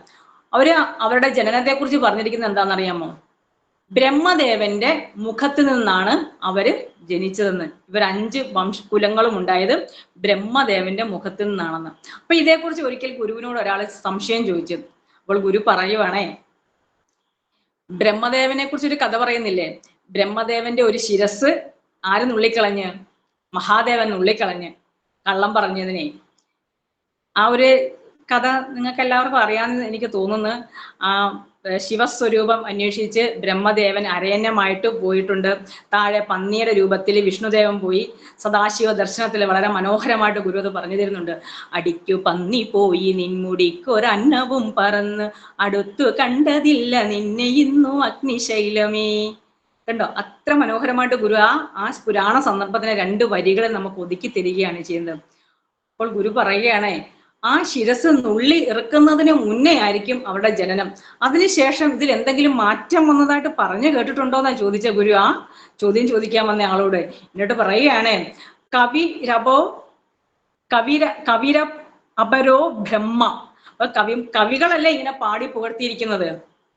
അതുകൊണ്ട് തന്നെയാണ് അനി ബസന്റിന്റെ നേതൃത്വത്തിലുള്ള ആ യുക്തിവാദ തിയോസഫിക്കൽ സൊസൈറ്റി മഹാഗുരുവിനെ മഹാസമാധിക്ക് ശേഷം അവരൊരു വളരെ മനോഹരമായ ഒരു പ്രസ്താവന നടത്തിയിട്ടുണ്ട്. വരും കാലത്തില് ശ്രീനാരായണ ഗുരുദേവനായിരിക്കും ഒരു അവതാരമൂർത്തിയായിട്ട് വിരാജിച്ചു നിൽക്കുന്നത് എന്നാണ് അവര് പ്രവചിച്ചിരിക്കുന്നത്. തീർച്ചയായിട്ടും വരും നൂറ്റാണ്ട് നമുക്കതിന് സാക്ഷ്യം വഹിക്കുമെന്ന് ഉറപ്പിക്കേണ്ട കാര്യം തന്നെയാണ്. കാരണം ഇതിനപ്പുറം ഒരു ദൈവമില്ലെന്ന് ജനങ്ങൾ തിരിച്ചറിഞ്ഞിരിക്കുക. കാരണം മനുഷ്യനോടൊപ്പം ചേർന്ന് നിൽക്കുന്ന, മനുഷ്യ പുരോഗതിക്ക് വേണ്ടി, മനുഷ്യന്റെ നന്മയ്ക്ക് വേണ്ടി അഹോരാത്രം പ്രയത്നിച്ച ഒരു അവതാരമൂർത്തിയെ ഇനി ഒരിക്കലും നമുക്ക് കിട്ടില്ല. അതുപോലെ തന്നെ ഒരിക്കലും നമ്മളെല്ലാം എങ്ങനെയാ ചിന്തിക്കുന്നത്, ഒരു കാര്യം ചോദിച്ചു കഴിഞ്ഞാൽ അതിന് 100 ഉദാഹരണങ്ങളും കൂടിയായിരിക്കും നമ്മൾ മറുപടി നൽകുന്നത്. എന്നാൽ ഗുരുവിന്റെ മറുപടി എന്ന് പറഞ്ഞാൽ വളരെ യുക്തിപൂർവ്വമുള്ള ചിലപ്പോൾ ഒരൊറ്റ വാക്കായിരിക്കും ഗുരു പറയുന്നത്. അതിൽ ഒരു ചെറുപ്പത്തിൽ തന്നെ അങ്ങനെ ഒരു വാക്ക് ഗുരുവിന്റെ ഗുരുവായ കുമ്മമ്പള്ളി രാമൻപിള്ളി ആശാനോട് ചോദിച്ച കാര്യം ഓർക്കുന്നുണ്ടാവും മിക്കവാറും എല്ലാവരും തന്നെ. അന്നൊക്കെ എങ്ങനെയാ പഠിക്കാനിരിക്കുന്നത്, ഒരാള് ജാതിയുടെ അടിസ്ഥാനത്തിലാണ് ഗുരുവിന്റെ അടുത്ത് ഇരിക്കുന്നത്. കൊരണ്ടിയയിലിരിക്കും, പായലിരിക്കും, പനമ്പയിലിരിക്കും, അങ്ങനെ മാറി അങ്ങനെ പല ഇരിപ്പല്ലേ ഉണ്ടായിരുന്നത്. അപ്പം തൃപ്പാദങ്ങൾ ഒരു ദിവസം ക്ലാസ്സിൽ വന്നിട്ട് എങ്ങനെയാ ചെയ്ത, ആ കൊരണ്ടിയൊക്കെ നല്ല മിടുക്കനായിട്ട് അങ്ങ് ഇരുന്ന് കഴിഞ്ഞപ്പം സമ്മതിക്കോ മറ്റുള്ളവര് സമ്മതിച്ചില്ല. മാറിയിരിക്കണോന്ന് പറഞ്ഞു അവിടെ തന്നെ ഇരുന്നു. ഗുരു വന്നപ്പം ചോദിച്ചു, നാണു എന്താ ചെയ്തത്, നാണു എന്താ ഇവിടെ ഇരിക്കുന്നെന്ന് ചോദിച്ചു. ഇവിടുന്ന് മാറിയിരിക്കാൻ പറഞ്ഞു. നാണു എന്ത് ചെയ്ത്, ആശാൻ പറഞ്ഞപ്പോൾ യാതൊരു മടിയും കൂടാതെ മാറിയിരിക്കുക ചെയ്ത്. ഇരുന്നിട്ട് ആശാനോട് ഒരൊറ്റ ചോദ്യം ചോദിച്ച്, ഇനി ഞാൻ എവിടുന്ന് ശ്വാസം എടുക്കണമെന്ന് പറയാന്. തീർന്നില്ലേ? അപ്പോൾ അങ്ങനെ സ്വന്തം ഗുരുവിന്റെ പോലും കണ്ണ് തുറപ്പിച്ചാര്, നാണു പറയുന്ന നാണുവെന്നറിയപ്പെട്ടുകൊണ്ടിരിക്കുന്ന ആ കാലത്ത് പോലും ഗുരു ചെറുപ്പത്തിൽ തന്നെ അവിടുത്തെ യുക്തിപൂർവമാണ് എല്ലാവരോടും സംസാരിച്ചു കൊണ്ടിരുന്നത്. അപ്പോൾ ഒരിക്കലും ഗുരുവിനോട് ഒരു സംശയം കൊണ്ട് ഗുരുവിന്റെ ഒരു ഭക്തൻ ചെന്ന്, സംശയം വേറൊന്നുമല്ലായിരുന്നു, വൈക്കം സത്യാഗ്രഹം നടക്കുന്ന സമയമാണേ. വൈക്കത്തെ നമുക്കറിയാം, മഹാഗുരുവിന്റെ രക്ഷാവണ്ടിക്ക് പോലും വൈക്കം ക്ഷേത്രത്തിന്റെ പരിസരത്ത് കൂടെ പോകാനുള്ള അനുവാദമില്ലായിരുന്നു. അങ്ങനെയാണ് ടി.കെ. മാധവൻ എന്ന് പറയുന്ന മഹാഗുരുവിന്റെ ആ വിപ്ലവ സൂര്യൻ വൈക്കം സത്യാഗ്രഹത്തിന് തുടക്കം കുറിക്കുന്നത്. ആ സത്യാഗ്രഹം അവിടെ പൊടികുത്തി നടക്കുന്ന സമയത്താണ് കോട്ടം സാഹിബിന്റെ കൂടെ വഴി കൂടെ നടക്കാൻ പറ്റില്ലെന്ന് ഓർത്തോണേ, ആ ക്ഷേത്രത്തിന്റെ വാതുക്കെ കൂടെ കോട്ടം സാഹിബിന്റെ കൂടെ ഒരു തീയ നടന്നു പോകും, നല്ല ഗമയിലെ നെഞ്ചു വിരിച്ചേ. ഇത് കണ്ടപ്പം മറ്റുള്ളവർക്കെല്ലാം വലിയ അതിശയായി, ഇതെന്താ കഥ എന്ന്. ഇത് ആരോടാ ചോദിക്കുന്നറിയാവോ? ഗുരുവിനോട് എന്ന് ചോദിച്ചു. ഗുരു, ഇങ്ങനെ ഒരു സംഭവം നടന്ന് അവിടെ സത്യാഗ്രഹികൾ പാവം സമരം ചെയ്യുന്നു, അവിടെ കോട്ടയം സാഹിബിന്റെ കൂടെ തീയൻ അങ്ങ് നടന്നു പോകുന്നു. അതിന് ഒരൊറ്റ മറുപടിയാണ് ഗുരു കൊടുത്തത്. അത്രയ്ക്കൊരു മറുപടി നമുക്ക് ചിന്തിക്കാൻ പോലും പറ്റത്തില്ല. ഗുരു ഉടനെ പറഞ്ഞു അവരോട്, കന്നിൻ തോല് ചെരുപ്പിലായി കഴിഞ്ഞാൽ എവിടെ ഇടണം? അമ്പലത്തിന് വെളിയിലിടണം. എന്നാൽ ആ കന്നിൻ തോല് ചെണ്ടയിലായാലോ അത് ക്ഷേത്രത്തിനകത്ത് ശ്രീകോവിലിന്റെ മുന്നിൽ വരെ കൊണ്ടുവന്ന് കൊട്ടാൻ പറ്റത്തില്ലേ? അപ്പൊ ഇത്ര ഉരുളയ്ക്ക് ഉപ്പേരിയായ മറുപടിയാണ്, യുക്തിപൂർവമുള്ള മറുപടിയാണ് ഗുരു നൽകുന്നത്. അതിന് യാതൊരു സംശയവുമില്ല. നമുക്കതിന് പിന്നെ ഒരു വേറൊരു സംശയം അവിടെ ചോദിക്കേണ്ട വരത്തേയില്ല. അതുപോലെ തന്നെ നമുക്ക് എല്ലാവരും അറിയാവുന്ന ഒരു കാര്യമാണ് ഗുരുവിന്റെ ട്രെയിൻ യാത്ര. പേര് ചോദിച്ച കാര്യവും ആ പേര് ചോദിച്ചപ്പോൾ എന്താ പറഞ്ഞത്, കണ്ടാൽ അറിയാത്ത കേട്ടാൽ എങ്ങനെയാണ് അറിയുന്നതാ ചോദിച്ചല്ലേ. പേര് ചോദിച്ചപ്പം ജാതി എന്നെ കണ്ടിട്ട് എന്റെ ജാതി അറിയാത്ത ഒരാൾക്ക് ഞാൻ പറഞ്ഞാൽ എങ്ങനെ അറിയാമെന്ന് പറഞ്ഞത് ആ സന്ദർഭം എല്ലാവർക്കും അറിയാവുന്നതാ. അതുകൊണ്ട് അത് ഞാൻ പറയുന്നില്ല. ജലദോഷം കഴിഞ്ഞുള്ളൊരു ചുമയാണ്. നമുക്ക് എല്ലാവർക്കും ഓരോ കാര്യത്തിനും സംശയമുണ്ട്. ആ സംശയത്തിന് ഒരു വ്യക്തമായ മറുപടി നൽകാൻ പറ്റാത്തതാണ് പലപ്പോഴും പ്രശ്നങ്ങൾ ഉണ്ടാക്കുന്നത്. ശരിയല്ലേ? നമ്മുടെ മക്കളാണെങ്കിലും നമ്മളോട് ചില കാര്യങ്ങൾ ഒന്ന് ചോദിക്കുമ്പോൾ നമുക്കൊരു വ്യക്തമായ മറുപടി പറയാൻ കാണത്തില്ല. എല്ലാം നമ്മൾ അങ്ങനെയാണ്, ഇങ്ങനെയാണ്, അതായിരിക്കാം, ഇതായിരിക്കാം, ഇങ്ങനെയൊക്കെയാണ് നമ്മൾ പറയുന്നത്. എന്നാൽ ഗുരു അങ്ങനെ അല്ലായിരുന്നു. എപ്പോഴും ചോദ്യചോർത്താവിന്റെ യുക്തിക്ക് അവന് ബോധ്യമാകുന്ന രീതിയിലാണ് മറുപടി നൽകുന്നത്. അത് പരാതിയാണെങ്കിലും ഒരിക്കലും വരെ പരാതി കൊണ്ടിരുന്നു ഒരു വൃദ്ധനെ. കാരണം ഇച്ചിരിയൊക്കെ പരിഷ്കാരം ചെന്ന നമ്മുടെ യുവതലമുറയൊക്കെ എന്ത് ചെയ്യുന്നറിയാം, തന്നെത്താൻ ഷേവ് ചെയ്യാൻ തുടങ്ങി. ഇന്നതൊരു പുതിയ കാര്യമൊന്നുമല്ല. എന്നാൽ ഭഗവാന്റെ ശരീരത്തോടെ ഇരുന്ന ആ കാലഘട്ടത്തിൽ, ഇന്നേക്ക് ഒരു 100 വർഷം മുൻപൊക്കെ അത് വലിയൊരു അപരാധമായിരുന്നു, തന്നെത്താൻ ക്ഷൗരം ചെയ്യുക എന്ന് പറയുന്നത്. അതിന്റെ പരാതി കൊണ്ട് ഗുരുവിന്റെ അടുത്ത് ചെന്നു. അപ്പൊ ഗുരുവിന്റെ അടുത്ത് നമ്മൾ ഗുരു ആ പരാതി കൊണ്ട് വന്ന ആളോട് പറഞ്ഞേ, ശൗചം ചെയ്യുന്നത് ആരാണ്? തന്നെത്താനല്ലേ. അതായത് ബാത്റൂമിൽ പോയി പ്രാഥമിക കർമ്മങ്ങളൊക്കെ തന്നെ നമ്മൾ സ്വന്തമായിട്ടല്ലേ കഴുകുന്നത്. അതിനേക്കാൾ വലിയ കുറച്ചിലാണോ ഈ മുഖത്തെ ക്ഷൗരം ചെയ്യുന്നത് എന്ന് ചോദിച്ച് ആ പരാതിക്കാരന്റെ നാവടപ്പിക്കുകയാണ് ഗുരു ചെയ്തത്. അതുപോലെ തന്നെ വേറൊരാൾ ഒരു വലിയ സംശയം കൂടെ ചെയ്യുന്നത്, നമ്മൾ സ്മൃതി നോക്കിയ അന്നത്തെ കാലത്ത് എല്ലാവരും ഓരോ കാര്യം ചെയ്യുന്നതേ. അപ്പം ഓരോ തരത്തിലുള്ള മണ്ണ് ഉപയോഗിച്ചാണ് ഓരോ ചാതുർവർണ്ണത്തിന്റെ പരിധിയിൽ നിൽക്കുന്ന, അതിനകത്ത് നിൽക്കുന്ന ആ സവർണ കുലത്തിലുള്ളവരൊക്കെ ശൗചം ചെയ്യണം എന്ന് ഒരു സ്മൃതി ഉണ്ട്. അപ്പൊ ആ സ്മൃതിയെ കുറിച്ച് ഗുരുവിനോട് സംശയം ചെന്ന് ചോദിച്ചപ്പോൾ ഗുരു ഇപ്രകാരമാണ് മറുപടി പറഞ്ഞത്, സ്മൃതിയിലൊക്കെ ശൗചം ചെയ്തു, പക്ഷേ ശ്രുതിയിൽ കാഷ്ടിക്കാതിരുന്നാൽ മതിയെന്ന്. എന്ന് പറഞ്ഞാൽ എന്താണ്? ശ്രുതി എന്ന് പറഞ്ഞ സനാതനമായ സത്യമാണ്. മൊഴി പോലെ, ഗുരുദേവ കൃതി പോലെ, വേദങ്ങളും ഉപനിഷത്തും പോലെ കാലത്തിന് അതീതമായി നിൽക്കുന്ന സത്യമാണ്. എന്നാൽ സ്മൃതി എന്ന് പറഞ്ഞാൽ കാലത്തിനും ദേശത്തിനും അനുസരിച്ച് മാറ്റങ്ങൾക്ക് വിധേയമായിക്കൊണ്ടിരിക്കുന്നതാണ്. അതുകൊണ്ട് അവരോട് ഗുരു പറഞ്ഞത് ഒറ്റ ഉത്തരേ പറഞ്ഞുള്ളൂ, സ്മൃതിയിൽ നിങ്ങൾ ശൗചമൊക്കെ ചെയ്തു, പക്ഷേ സ്മൃതിയിൽ കാഷ്ടിക്കരുത് എന്നൊരു മറുപടിയാണ് അവരോട് ഗുരു കൊടുത്തത്. അതുപോലെ തന്നെ ഒരു സംശയം കൂടി എന്ന, ഇത് ഗുരുവിന്റെ ഈ മഹത് വചനത്തെ ഒരുപാട് തെറ്റിദ്ധാരണ ഉണ്ടാക്കിയിട്ടുണ്ട്. 100 കൊല്ലം ഇരുളടഞ്ഞ ആ ഒരു സംഭവത്തെ ആ രീതിയിലാണ് ഗുരു പറയുന്നത്. എന്നാൽ നമ്മുടെ സോഷ്യൽ മീഡിയകളിലൊക്കെ പറഞ്ഞു വരുന്നത് അകത്ത് ഇരുട്ടായിട്ട് പുറമെ വെളിച്ചം കത്തിച്ചു വെച്ചിട്ട് എന്ത് കാര്യം, ഇങ്ങനെയൊക്കെ ഗുരു പറഞ്ഞത്. അങ്ങനെ ഒരു കാര്യം ഗുരു പറയാറില്ല, യുക്തിക്ക് നിരക്കാത്ത ഒന്നും ഗുരു പറയാറില്ല. ആ ഒരു സന്ദർഭം എന്ന് പറഞ്ഞാൽ, ഒരു ഭക്തൻ ഗുരുവിന്റെ അടുത്ത് ഇപ്രകാരം ഒരു അഭിപ്രായം, അദ്ദേഹത്തിന് ഒരു ഉള്ള സംശയം ഇങ്ങനെ പറഞ്ഞുകൊണ്ടിരുന്നു.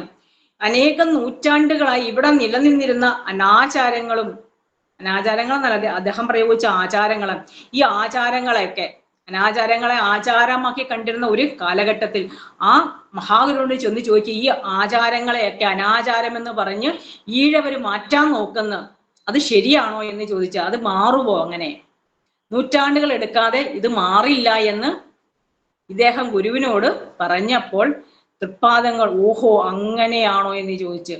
കാരണം നൂറ്റാണ്ടുകളെ നിലനിന്ന ആചാര അനുഷ്ഠാനങ്ങളെയൊക്കെയാണ് ഒരു നിമിഷം കൊണ്ട് ഇല്ലാതാക്കണം എന്ന് ആര് പറയുന്നത്?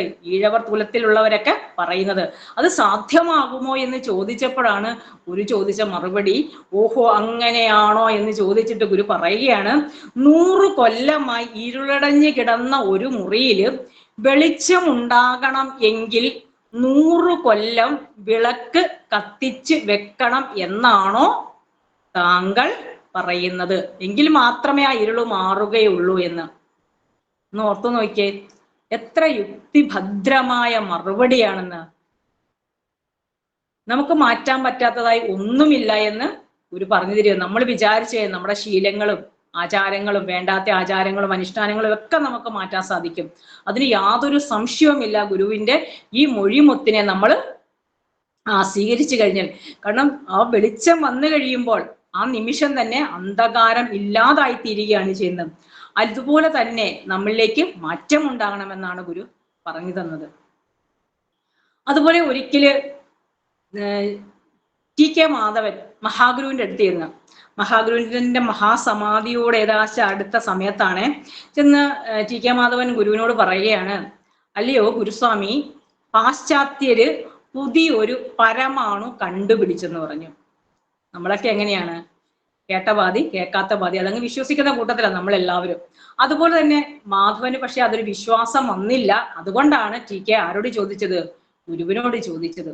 അപ്പോൾ ഗുരു ഇപ്രകാരമാണ് പറഞ്ഞു കൊടുത്തത്, ഓഹോ പുതിയ പരമാണു, അതായത് ഭാരതീയരേക്കാൾ ചെറിയൊരു അണു കണ്ടെത്തിയെങ്കിൽ ഇവിടെ എല്ലാത്തിനും മാറ്റം ഉണ്ടാവുമല്ലോ എന്ന്. കാരണം സൂര്യചന്ദ്രന്മാർക്ക്, ഭൂമിക്ക്, നാഴിക വിനാഴിക ഇതിനെല്ലാം മാറ്റം ഉണ്ടാവുമല്ലോ എന്ന് പറഞ്ഞു. അപ്പോൾ ടിക്കയോട് ചോദിച്ചു, അങ്ങനെ എന്തെങ്കിലും സംഭവിച്ചതായിട്ട് അവര് പറഞ്ഞിട്ടുണ്ടോന്ന് ചോദിച്ചു. ഏയ്, അങ്ങനൊന്നും പറഞ്ഞു കേട്ടിട്ടില്ല എന്ന് പറഞ്ഞു. അപ്പോൾ ഗുരു പറഞ്ഞ മറുപടിയാണ് ടിക്കയോട്, എങ്കിൽ ഭാരതീയന്റെ പരമാണു എന്താണെന്ന് ഇനിയും പാശ്ചാത്യർ അറിയാനിരിക്കുന്നതേ ഉള്ളൂ എന്നാ പറഞ്ഞത്. ഇത് ഓർത്തു നോക്കിയേ, എത്ര വസ്തുനിഷ്ഠമായ മറുപടിയാണ് ഗുരു നൽകുന്നത്.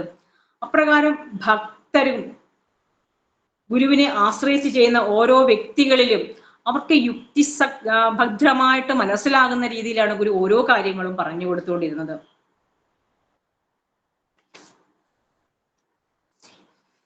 ഇനി ചിലര് ചോദിക്കുന്നത് എങ്ങനെയായിരിക്കും? അനാവശ്യ ചോദ്യങ്ങൾ കൊണ്ട് ചെല്ലാറുമുണ്ട് ഗുരുവിൻ്റെ അടുത്ത്. യാതൊരു കാര്യവുമില്ലാതെ ചോദ്യങ്ങൾ, ഗുരു എന്താണ് പറയുന്നതെന്ന് അറിയണം അതിനുവേണ്ടി. അപ്പോൾ ഒരു യുക്തിവാദി ഗുരുവിൻ്റെ അടുത്ത് ചെന്നിട്ട് ഇങ്ങനെ ചോദിച്ചു, പുനർജന്മം ഉണ്ടോന്ന് ചോദിച്ചു. നമ്മളാണെങ്കിൽ എന്ത് ചെയ്യും? അതേ പിടിച്ചൊരു നീണ്ട സംവാദം അങ്ങ് അവിടെ നടത്തിയായിരിക്കും അല്ലേ? വാദപ്രതിവാദനങ്ങൾ കൊണ്ട് അവിടെ മുഖരിതമായിരിക്കും. എന്നാൽ മഹാഗുരു അദ്ദേഹത്തോട് ചോദിച്ചു, താങ്കളുടെ അഭിപ്രായത്തിൽ എന്താണെന്ന് ചോദിച്ചു. പുനർജന്മം ഉണ്ടോ ഇല്ലയോ എന്നോ, എന്താണ് താങ്കളുടെ വ്യക്തമായ അഭിപ്രായം എന്ന് ചോദിച്ചു. അപ്പോൾ ഈ വ്യക്തി പറഞ്ഞു, എൻ്റെ അഭിപ്രായത്തിൽ അങ്ങനെയൊന്നും ഇല്ല എന്ന് പറഞ്ഞു. ഗുരു ഒന്ന് ചിരിച്ചുകൊണ്ട് പറഞ്ഞു, പിന്നെന്താ സംശയം? ശരിയല്ലേ, നമുക്ക് ഒരു കാര്യത്തിൽ സംശയം വരുമ്പോഴേ ചോദ്യം വരത്തുള്ളൂ. അതുപോലെ തന്നെ ഒരു വ്യക്തി, അദ്ദേഹം വളരെ സത്യസന്ധമായിട്ട് അറിയാൻ വേണ്ടിയാണ് ഗുരുവിൻ്റെ അടുത്ത് ചെയ്യുന്നത്. അദ്ദേഹത്തിന് വലിയൊരു സംശയം ഉണ്ടായിരുന്നു. മഹാഗുരു തക്കല മുനിസിപ്പിന്റെ വീട്ടിൽ വിശ്രമിക്കുന്ന സമയത്താണ് അവിടുത്തെ സ്ഥലം ഇൻസ്പെക്ടറായ ഒരു മുഹമ്മദീയ സഹോദരൻ, ആ ഇൻസ്പെക്ടർ ഗുരുവിനെ കണ്ടൊരു അദ്ദേഹത്തിന്റെ നിഷ്കളങ്കമായ സംശയം ചോദിച്ചു. അല്ലയോ ഗുരുസ്വാമി, ജനങ്ങൾക്കൊക്കെ മോക്ഷം കിട്ടുമെന്നല്ലേ പറയുന്നത്? ഈ ജനങ്ങൾക്കൊക്കെ മോക്ഷം കിട്ടിയിട്ട് ജനസംഖ്യ എന്താണ് കുറയാത്തെന്ന്? നല്ലൊരു സംശയമല്ലേ? അദ്ദേഹത്തിന്റെ മനസ്സിൽ തോന്നിയ നിഷ്കളങ്കമായ സംശയം. എന്നാൽ അദ്ദേഹത്തിനെ പരിഹസിക്കാനോ ഒന്നും ചെയ്യാതെ മഹാഗുരു അദ്ദേഹത്തിന് മനസ്സിലാകുന്ന രീതിയിൽ യുക്തിഭദ്രമായ ഒരു മറുപടിയെ കൊടുത്തത്. അപ്പോൾ ആദ്യം ഗുരു ഇങ്ങനെ പറഞ്ഞു, മൃഗങ്ങൾക്ക് മോക്ഷം കിട്ടി മനുഷ്യരാകുന്നതാണെങ്കിലും. അപ്പോൾ എന്നിട്ടും അദ്ദേഹത്തിന് ഒരു ഉറപ്പൊന്നുമില്ല, അതെങ്ങനെയാ ശരിയാവുന്നത്? അപ്പൊ മൃഗങ്ങളുടെ എണ്ണത്തിലും കുറവ് വരുന്നില്ലല്ലോ. മനുഷ്യന് മോക്ഷം കിട്ടുന്നതാണെങ്കിൽ മനുഷ്യരുടെ എണ്ണത്തിൽ കുറയുന്നില്ല, മോക്ഷം കിട്ടി മൃഗങ്ങൾ വരുവാണെങ്കിൽ മൃഗങ്ങളുടെ എണ്ണം കുറയുന്നില്ല. അപ്പോൾ അത് എങ്ങനെയാണ് ശരിയാവുന്നതെന്ന് ഓർത്ത് അപ്പോൾ ഗുരു ഇപ്രകാരമാണ് ചോദിക്കുന്നത് അദ്ദേഹത്തോടെ, ആരാണ് ഈ സൃഷ്ടിയൊക്കെ നടത്തുന്നതെന്ന് ചോദിച്ചു. അപ്പം പറഞ്ഞ്, അള്ളാവാണ് ഈ സൃഷ്ടിയൊക്കെ നടത്തുന്നത് എന്ന് പറഞ്ഞു. അപ്പോൾ ഗുരു ആ മനുഷ്യനോട് ഇപ്രകാരം പറഞ്ഞു, അള്ളാന്റെ പണി മറന്നുപോയോ എന്ന് ചോദിച്ചു. എന്ത് നല്ല മറുപടിയല്ലേ! നർമ്മമുണ്ട്, യുക്തിയുണ്ട്. കാരണം ഈ സൃഷ്ടി നടത്തുന്നയാള് വീണ്ടും സൃഷ്ടി നടത്തിക്കൊണ്ടേ ഇരിക്കുകയാണ്. അതുകൊണ്ടാണ് മോക്ഷം കിട്ടിയാലും ജനസംഖ്യയിലൊന്നും കുറവ് വരാത്തത് എന്ന്. ഇത്രമാത്രം മറ്റൊരാൾക്ക് യാതൊരു കാരണവശാലും അവനിൽ യാതൊരു സങ്കോചവും ഉണ്ടാകാത്ത രീതിയിൽ, അവനിൽ ഒരു വിദ്വേഷവും ഉണ്ടാകാത്ത രീതിയിൽ യുക്തിഭക്തമായിട്ട് ആ ഗുരുവിന്റെ എല്ലാ മൊഴിമുത്തുകളും. കുഞ്ഞിക്കണ്ണനോടുള്ള മറുപടി, വാക്കുടാനന്റെ ഗുരുവിനോട്, അത് എല്ലായ്പ്പോഴും നമ്മൾ കേൾക്കുന്നതാണ്. കല്ല് ചുമക്കുന്നതും കല്ല് നാട്ടുന്നതും അല്ലേ? അതും എത്ര യുക്തിഭദ്രമായ മറുപടിയാ. അതിൽ ആദ്യം ഇദ്ദേഹം പറയുന്നത് എന്താണെന്നറിയാമോ? നമുക്ക് ഗുരുസ്വാമിയുടെ അഭിപ്രായമല്ല എന്ന് പറഞ്ഞു. ഗുരു യാതൊരു മടിയില്ലാതെ പറഞ്ഞു, എനിക്ക് ആരുടെ അഭിപ്രായമാണ്? കുഞ്ഞിക്കണ്ണന്റെ അഭിപ്രായമാണെന്ന്. വാക്കുടാനന്ദ ഗുരുവിന്റെ പൂർവാശ്രമത്തിലെ നാമമാണ് കുഞ്ഞിക്കണ്ണൻ. അപ്പം ഇങ്ങനെ പറഞ്ഞ, എനിക്ക് കുഞ്ഞിക്കണ്ണന്റെ അഭിപ്രായം. അവിടെ തർക്കമുണ്ടോ? ഒരു തർക്കവുമില്ല. അതുപോലെ തന്നെ തൃപ്പാദങ്ങൾ ഒരിക്കല് നമുക്കറിയാം 2 പ്രാവശ്യമാണ് സിലോൺ സന്ദർശിച്ചത്. മഹാഗുരു ആദ്യം സിലോണിൽ ചെന്നപ്പോൾ ഗുരുവിനോടുള്ള ഭക്തിമൂത്ത് ഖാദർ എന്ന് പറയുന്ന ആള് കന്ദസ്വാമി ആയപ്പോൾ അദ്ദേഹത്തോട് ഗുരു പറഞ്ഞ എന്താണ്? നമ്മുടെ വിശ്വാസത്തിൽ നമ്മെ അനുസന്ധാനം ചെയ്യേണ്ട ഒരാൾക്കും ബാഹ്യമായ മാറ്റങ്ങൾക്കൊന്നും ആവശ്യമില്ല എന്ന് പറഞ്ഞു. എന്നാൽ അതുപോലെ തന്നെ അവിടെ മറ്റൊരു ബുദ്ധ മത അനുയായി ഗുരുവിനോട് ഇപ്രകാരമാണ് പറയുന്നത്. ഗുരുവിന്റെ മതം ഏതാണെന്ന് ചോദിച്ചു. ഗുരുവിന്റെ മതം ചോദിച്ചാൽ ഗുരു പറഞ്ഞു, നാം ബുദ്ധമതത്തിലുണ്ടെന്ന് പറഞ്ഞു. ബുദ്ധമതമാണ് നമ്മുടെ മതം എന്ന് പറഞ്ഞു. അപ്പോൾ ഇദ്ദേഹത്തിന് ഒരു സംശയം, തന്നെ കളിയാക്കിയതാണോ എന്ന്. ഗുരു യാതൊരു സങ്കോചവും ഇല്ലാതെ അദ്ദേഹത്തോട് നൽകുന്ന മറുപടിയാണ് അദ്ദേഹത്തിന് ഏറ്റവും ഇഷ്ടപ്പെട്ടത്. ഷഡപിഞ്ചോ ദശബലോ അദ്വയവാദി വിനായക. ബുദ്ധന്റെ 4 നാമങ്ങളാണ്. എന്നിട്ട് അദ്ദേഹത്തോട് ചോദിച്ചു, അദ്വയവാദി ആരുടെ പേരാണ്? ബുദ്ധന്റെ പേരാണല്ലോ. നാമും ആരാണ്? നാമും അദ്വയവാദിയാണ്. അപ്പൊ നമ്മുടെ മതവും എന്താണ്? നമ്മുടെ മതവും ബുദ്ധമതമാണെന്ന്, അതിൽ യാതൊരു സംശയവുമില്ലെന്ന് പറഞ്ഞു. അപ്പോൾ ചോദ്യം ചോദിക്കാൻ വരുന്നവരോട് അവർക്ക് ഏറ്റവും അവരുടെ മനസ്സിൽ ഒരു സംശയവും ഉണ്ടാകാത്ത രീതിയിൽ യുക്തിഭദ്രമായ മറുപടിയാണ് മഹാഗുരു നൽകുന്നത്. അതുപോലെ ഒരിക്കൽ നടരാജഗുരുവിനോട് ഗുരു ഒരു ചോദ്യം ചോദിച്ചു. നമ്മൾ പറയുന്നത് എല്ലാം അങ്ങനെ ചെയ്ത ദോഷം, ഇങ്ങനെ ചെയ്ത ദോഷം, ഇത് അങ്ങനെയായിരുന്നു, ഇത് ഇങ്ങനെയായിരുന്നു, ഇങ്ങനെയൊക്കെ വിശ്വസിക്കാനാണ് നമ്മൾ ഇഷ്ടപ്പെടുന്നത്. കുറെ മിത്തുകള്, കുറെ പുരാണങ്ങളിലൊക്കെയുള്ള കാര്യങ്ങൾ നമ്മൾ അതിനെ ആ ഒരു യുക്തിഭദ്രമായിട്ട് എടുക്കാതെ അതിലെ ആ ഒരു കൂടുതൽ ഭക്തി മാത്രം എടുക്കുന്നത്. എന്നാൽ യുക്തിയും ഭക്തിയും സമാസമമായിരിക്കണമെന്ന് നടരാജഗുരുവിന്റെ വത്സല ശിഷ്യനായ ഗുരു നിത്യയോട് പറഞ്ഞിട്ടുണ്ട്. നിത്യയോട് ഇപ്രകാരം പറഞ്ഞത്: അല്ലയോ നിത്യ, നിനക്കിപ്പോൾ 7 യുക്തിയും 3 ഭക്തിയേ ഉള്ളത്. അത് നീ 5 ഭക്തിയും 5 യുക്തിയുമായിട്ട് എടുക്കണമെന്ന്. അങ്ങനെ നടരാജഗുരു പറഞ്ഞിട്ടുണ്ടെങ്കിൽ നമ്മൾ ഓരോരുത്തരും അങ്ങനെ തന്നെയായിരിക്കണം കാര്യങ്ങൾ എടുക്കേണ്ടത്. യുക്തിയും വേണം, ഭക്തിയും വേണം. ഇത് രണ്ടും കൂടെ ചേരുമ്പോഴാണ് ജീവിതം നമുക്ക് ഉയർച്ചയിലേക്ക് കൊണ്ടുപോകാൻ സാധിക്കുന്നത്. കാരണം ചില കാര്യങ്ങളൊക്കെ നമ്മുടെ യുക്തിക്കും ബുദ്ധിക്കും നിരക്കാത്ത കാര്യങ്ങളാണ്. അതൊക്കെ നമുക്ക് വിശ്വസിച്ചേ പറ്റൂ. എന്തുകൊണ്ടാണ് ഇത്രയും നാളായിട്ട് കാക്ക ഇങ്ങനെ തന്നെ പറക്കുന്നത്? അതൊന്നും ഇങ്ങനെ പറഞ്ഞാൽ എന്താന്ന് നമുക്ക് ചോദിക്കാൻ തോന്നത്തില്ലേ? ചോദിക്കാൻ തോന്നും. പക്ഷെ അതങ്ങനെയാണ്. അങ്ങനെയുള്ള ചില കാര്യങ്ങൾക്കൊക്കെ നമുക്ക് എന്താണ് മനസ്സിലാക്കേണ്ടത്? ചില കാര്യങ്ങൾക്കൊക്കെ നമ്മുടെ യുക്തിക്ക് നിരക്കാത്ത കാര്യങ്ങൾക്ക് നമുക്ക് വിശ്വസിക്കാനേ പറ്റുകയുള്ളൂ. ഒരിക്കൽ ഗീതാനന്ദ സ്വാമി സഹോദരൻ അയ്യപ്പനോട് പറയുന്നുണ്ട്: അയ്യപ്പ, ഗുരുവിനെ അടുത്തറിയുന്ന അങ്ങേക്ക് മഹാഗുരുവിന്റെ ഒരു ജീവചരിത്രം എഴുതിയാൽ എന്താ എന്ന്.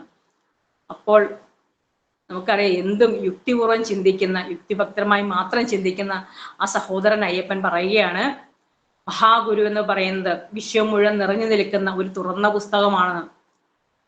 എൻ്റെ യുക്തി കൊണ്ട് എനിക്കതിനെ അളക്കാൻ സാധ്യമല്ല എന്നും, എനിക്ക് ഒരുപക്ഷെ എൻ്റെ യുക്തി ചിന്തയെ മാറ്റിവെക്കാൻ സാധിക്കും, പക്ഷെ എനിക്ക് എൻ്റെ ഗുരുസ്വാമിയെ മാറ്റിവെക്കാൻ സാധിക്കത്തില്ല എന്നുമാണ് പറഞ്ഞത്. അപ്പോൾ ഈ നടരാജഗുരുവിനോട് ശാസ്ത്രം, സയൻസിനെ അരച്ചു കലക്കി കുടിച്ച ഈ നടരാജഗുരുവിനോട് ഗുരു ഒരിക്കൽ ചോദിച്ചു: തമ്പി, മുത്തുശിപ്പിയിൽ എപ്രകാരമാണ് മുത്തുണ്ടാകുന്നത് എന്ന് ഓർത്തോണേ. ശാസ്ത്രം അരച്ച് കലക്കി കുടിച്ച വ്യക്തി, ശാസ്ത്രത്തിൽ ഡോക്ടറേറ്റ് എടുത്തയാള്. ഈ നടരാജഗുരു ഗുരുവിനോട് നൽകിയ മറുപടിയാണ്: സ്വാതി നക്ഷത്രത്തിന്റെ അന്ന് ആ മുത്തുച്ചിപ്പിയിൽ ഉള്ളിൽ ഒരു തുള്ളി മുത്തു വീഴുകയും ഒരു തുള്ളി വെള്ളം വീഴുകയും, സ്വാതി നക്ഷത്രം എന്ന് പറഞ്ഞാൽ ചോതി നക്ഷത്രമാണ്, ഒരു തുള്ളി വെള്ളം വീഴുകയും ആ വെള്ളം ഇരുന്ന് മുത്തായി തീരുകയും ചെയ്യുന്നതാണ് എന്ന് ഗുരുവിനോട് മറുപടി പറഞ്ഞു. മഹാഗുരു, ഇത്ര വലിയ സയൻസുകാരൻ പോലും അങ്ങനെയാണ് ചിന്തിച്ചത്. ഇപ്പൊ നമ്മൾ സാധാരണക്കാരനെ ചിന്തയെന്ന് ഓർത്തു നോക്കിയ ചില കാര്യങ്ങളൊക്കെ.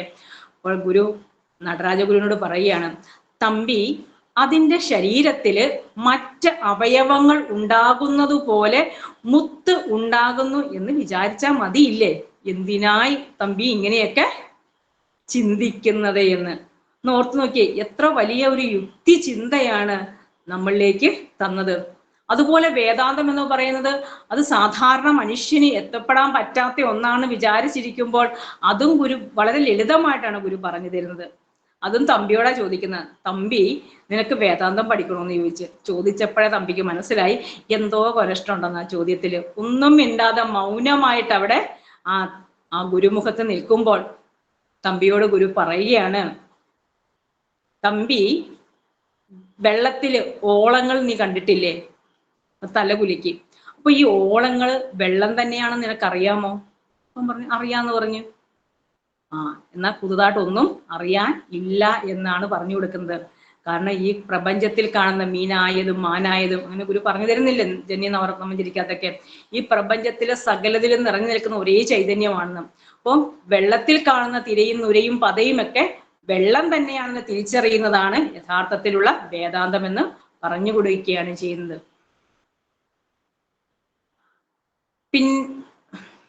കുറച്ചുകൂടെ പറയാമല്ലോ അല്ലേ? അതുപോലെ തന്നെ വേറൊരു വിദ്വാന് ഗുരുവിന്റെ അടുത്ത് ചെന്നിട്ടേ, ഇപ്പോഴെല്ലാ സമുദായക്കാരും പ്രത്യേകിച്ച് ഈഴവരൊക്കെ നന്നായിട്ട് വേദം പഠിക്കുന്നു, അവര് വളരെ കൃത്യമായിട്ട് വേദത്തെക്കുറിച്ച് സംസാരിക്കുന്നു.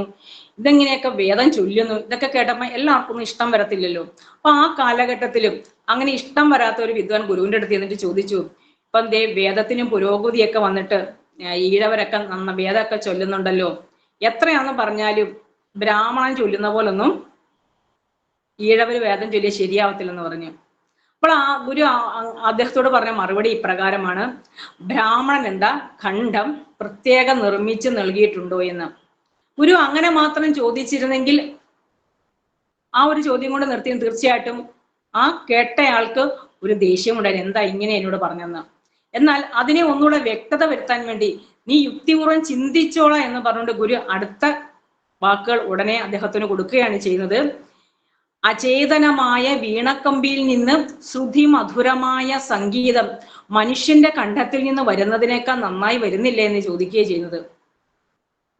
അദ്ദേഹം ചിന്തിച്ചെന്താണ്, ബ്രാഹ്മണൻ ചൊല്ലുന്നത് പോലെ ഈഴവന് ചൊല്ലാൻ പറ്റില്ല എന്ന് പറഞ്ഞപ്പോൾ ഒരു യുക്തിഭദ്രമായിട്ട് ആദ്യം എന്ത് പറഞ്ഞു, ബ്രാഹ്മണർക്ക് പ്രത്യേകിച്ച് ഖണ്ഡമൊന്നും നിർമ്മിച്ച് നൽകിയിട്ടില്ല എന്ന് പറഞ്ഞത് കൂടാതെ വളരെ വ്യക്തമായിട്ട് അദ്ദേഹത്തിന് മനസ്സിലാകുന്ന രീതിയിൽ പറഞ്ഞു കൊടുക്കുകയാണ് ചെയ്യുന്നത്. അചേതനമായ വീണയുടെ കമ്പിയിൽ നിന്ന് ശ്രുതിമധുരമായ സംഗീതം ഉണ്ടാകുന്നുണ്ടല്ലോ എന്ന്. തീർച്ചയായിട്ടും യുക്തിഭദ്രമായ മഹാഗുരുവിന്റെ ചിന്തകള് നമ്മുടെ ബുദ്ധിക്ക് വെളിച്ചം വീശട്ടെ എന്ന് ഞാൻ പ്രാർത്ഥിക്കുന്നു. 52 കൺക്ലൂഡ് ചെയ്തോ സ്മിത? കൺക്ലൂഡ് ചെയ്യണമെങ്കിൽ ചെയ്യാം. അല്ല ഇനി സംസാരിക്കാൻ 8 മിനിറ്റ് ഉണ്ട് ആണല്ലേ? 8 മിനിറ്റ് കൂടെ ഉണ്ട്. 8 മിനിറ്റ് പറയാല്ലേ?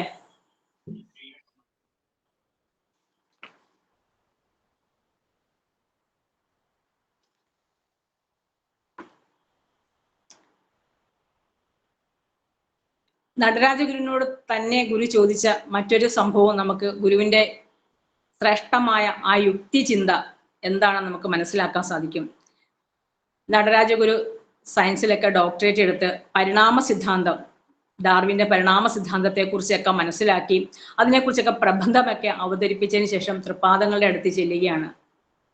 താൻ സയൻസിൽ നല്ല അവഗാഹമുള്ള ആളാണെന്നും ഗുരുവിൽ അത്ര വലിയ വിശ്വാസമൊന്നും നടരാജഗുരുവിന് ഉണ്ടായിരുന്നില്ല. ആ സമയത്ത് തൃപ്പാദങ്ങൾ, നമുക്കാണെങ്കിൽ എങ്ങനെയാണ് നമ്മളെ മറ്റുള്ളവർ ബഹുമാനിക്കണം, ആദരിക്കണം, അങ്ങനെയൊക്കെ ഒരു ചിന്ത നമ്മുടെയൊക്കെ ഉള്ളിൽ കാണും അല്ലെ? പക്ഷെ ഗുരുവിന് അങ്ങനെയൊന്നും ഇല്ലായിരുന്നു. തമ്പി ആ ശാസ്ത്രം പഠിച്ചതിന്റെ ഒരു ഗുരുവിൽ തന്നെയാണ് ഗുരുവിന്റെ അടുത്ത് ചെല്ലുന്നത്. ആ സമയത്ത് ഗുരു ചോദിക്കുന്നുണ്ട്, തമ്പി ഈയിടെ ഒരു പ്രബന്ധമൊക്കെ അവതരിപ്പിച്ചല്ലോ, ആ കാര്യത്തെക്കുറിച്ച് എന്ന് ചോദിച്ചു. അതുകുറിച്ച് ചോദിച്ചപ്പം തമ്പി പറഞ്ഞു, ഞാൻ പ്രബന്ധം അവതരിപ്പിച്ചു, അതിന്റെ വലിയ കാര്യങ്ങളൊക്കെ പറഞ്ഞപ്പം ഒരു തിരിച്ചൊരു ചോദ്യം ചോദിക്കുകയാണ് ചെയ്യുന്നത്. ഈ കുരങ്ങിൽ നിന്ന് മനുഷ്യൻ ഉണ്ടായി എന്നാണ് പറയുന്നത്, നമ്മുടെ പരിണാമം അതല്ലേ പറയുന്നത്. അപ്പോൾ തമ്പി വാല് മുറിഞ്ഞ കുരങ്ങനെ എവിടെയെങ്കിലും കണ്ടിട്ടുണ്ടോ എന്ന് ചോദിച്ചു. അങ്ങനെയാണെങ്കിൽ അതിപ്പോഴും നടക്കണമല്ലോ. തമ്പി അതിന് മറുപടി പറയാതെ മിണ്ടാതെ നിന്നപ്പോൾ ഒരു യുക്തിപൂർവം വേറൊരു ചോദ്യം തമ്പിയോട് ചോദിച്ചു. ഘടികാരത്തിന്റെ കാര്യം. ഘടികാരത്തിന്റെ ആ മണിക്കൂർ സൂചി കറങ്ങുന്നത് നമ്മൾ കണ്ടിട്ടുണ്ടോ? ആരെങ്കിലും കണ്ടിട്ടുണ്ടോ? ഞാൻ കണ്ടിട്ടില്ല കേട്ടോ. നിങ്ങൾ ആരും കണ്ടിട്ടില്ലെന്ന് തന്നെയാണ് ഞാനും വിശ്വസിക്കുന്നത്. തമ്പിയോട് ചോദിക്കുകയാണ്, ഘടികാരത്തിലെ മണിക്കൂർ സൂചി കറങ്ങുന്നത് പോലെ ഒരു നിശ്ചലമായി നമ്മുടെ ദൃഷ്ടിക്ക് പറ്റാത്ത രീതിയിലുള്ള ഒരു ചലനമാണ് എന്ന് നീ അത് പറയുമോ എന്ന് ചോദിച്ചു. എന്നിട്ടും തമ്പി ഒന്നും മിണ്ടിയില്ല. തമ്പി അങ്ങ് ചിന്തിക്കാൻ തുടങ്ങി, എന്താ ഈ ഗുരു ചോദിക്കുന്നത്. ഓർത്തു നോക്കിയേ, ഒരു സന്യാസി ഇത്രമാത്രം സയന്റിഫിക് ആയിട്ട് ഇത്രമാത്രം യുക്തിഭദ്രമായിട്ടാ ചോദിക്കുന്നതെന്ന് ഓർത്തു നോക്കിക്കേ. ഈ ഘടികാരത്തിലെ മണിക്കൂർ സൂചി കടങ്ങുന്നത് പോലെ നടക്കുന്ന ഒരു ചലനമാണോ അതെന്ന് ചോദിക്കുകയോ ചെയ്യുന്നത്, ഒരു പ്രക്രിയയാണോ എന്ന് ചോദിക്കുകയോ ചെയ്യുന്നത്. അവിടെയാണ് തമ്പി മിണ്ടാന്നപ്പോൾ ഗുരു ചോദിക്കുക, എങ്കിൽ അങ്ങനെ ഒരു പ്രക്രിയ നടക്കുന്നുണ്ടെന്ന് വെച്ചോട്ടെ, എങ്കിൽ എന്തിനാണ് ഇവിടെ പരിണാമം ഉണ്ടാകുന്നത്, സത്തിനാണോ ചിത്തിനാണോ എന്ന് ചോദിക്കുകയും ചെയ്യുന്നത്. ആ ഒരു ചോദ്യത്തിന് മുന്നിലാണ് സയൻസിൽ ബിരുദം നേടിയ തമ്പി എന്ന് ഗുരു വിളിച്ചുകൊണ്ടിരുന്ന നടരാജഗുരു ആദ്യമായി മഹാഗുരുവിന്റെ ശ്രീപാദങ്ങളിൽ തന്നെ സമർപ്പിക്കുന്നത്.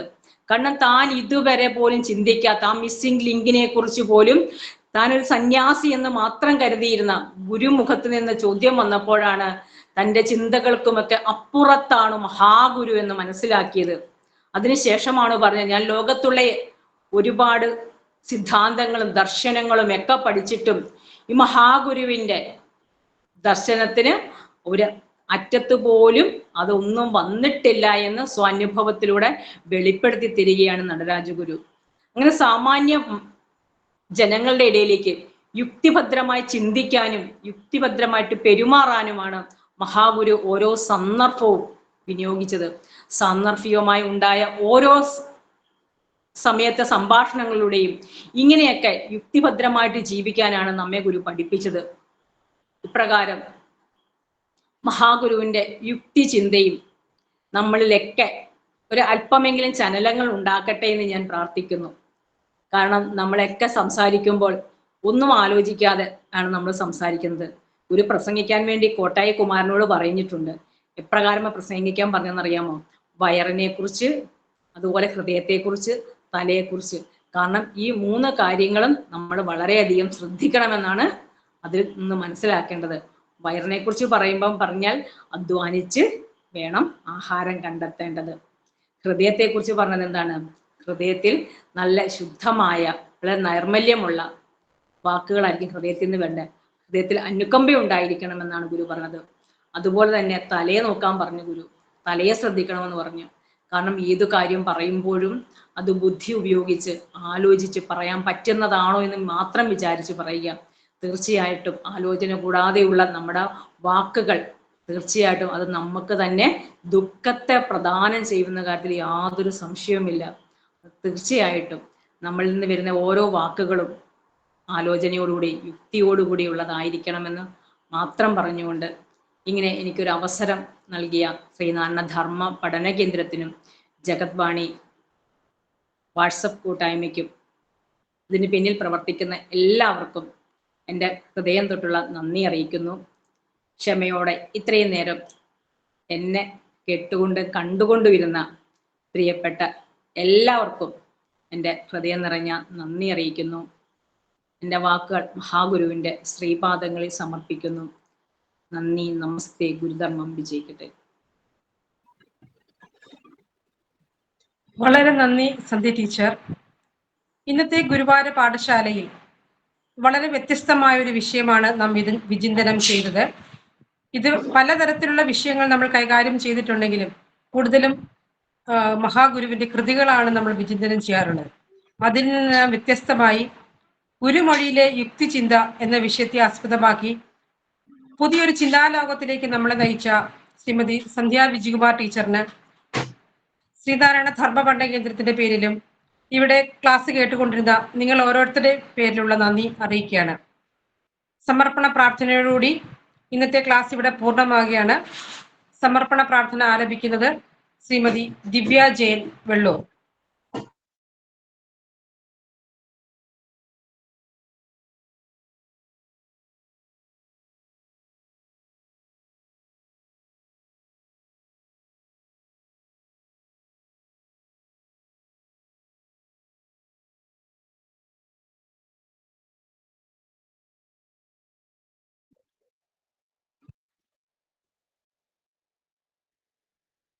ദിവ്യ, സമർപ്പണ പ്രാർത്ഥന.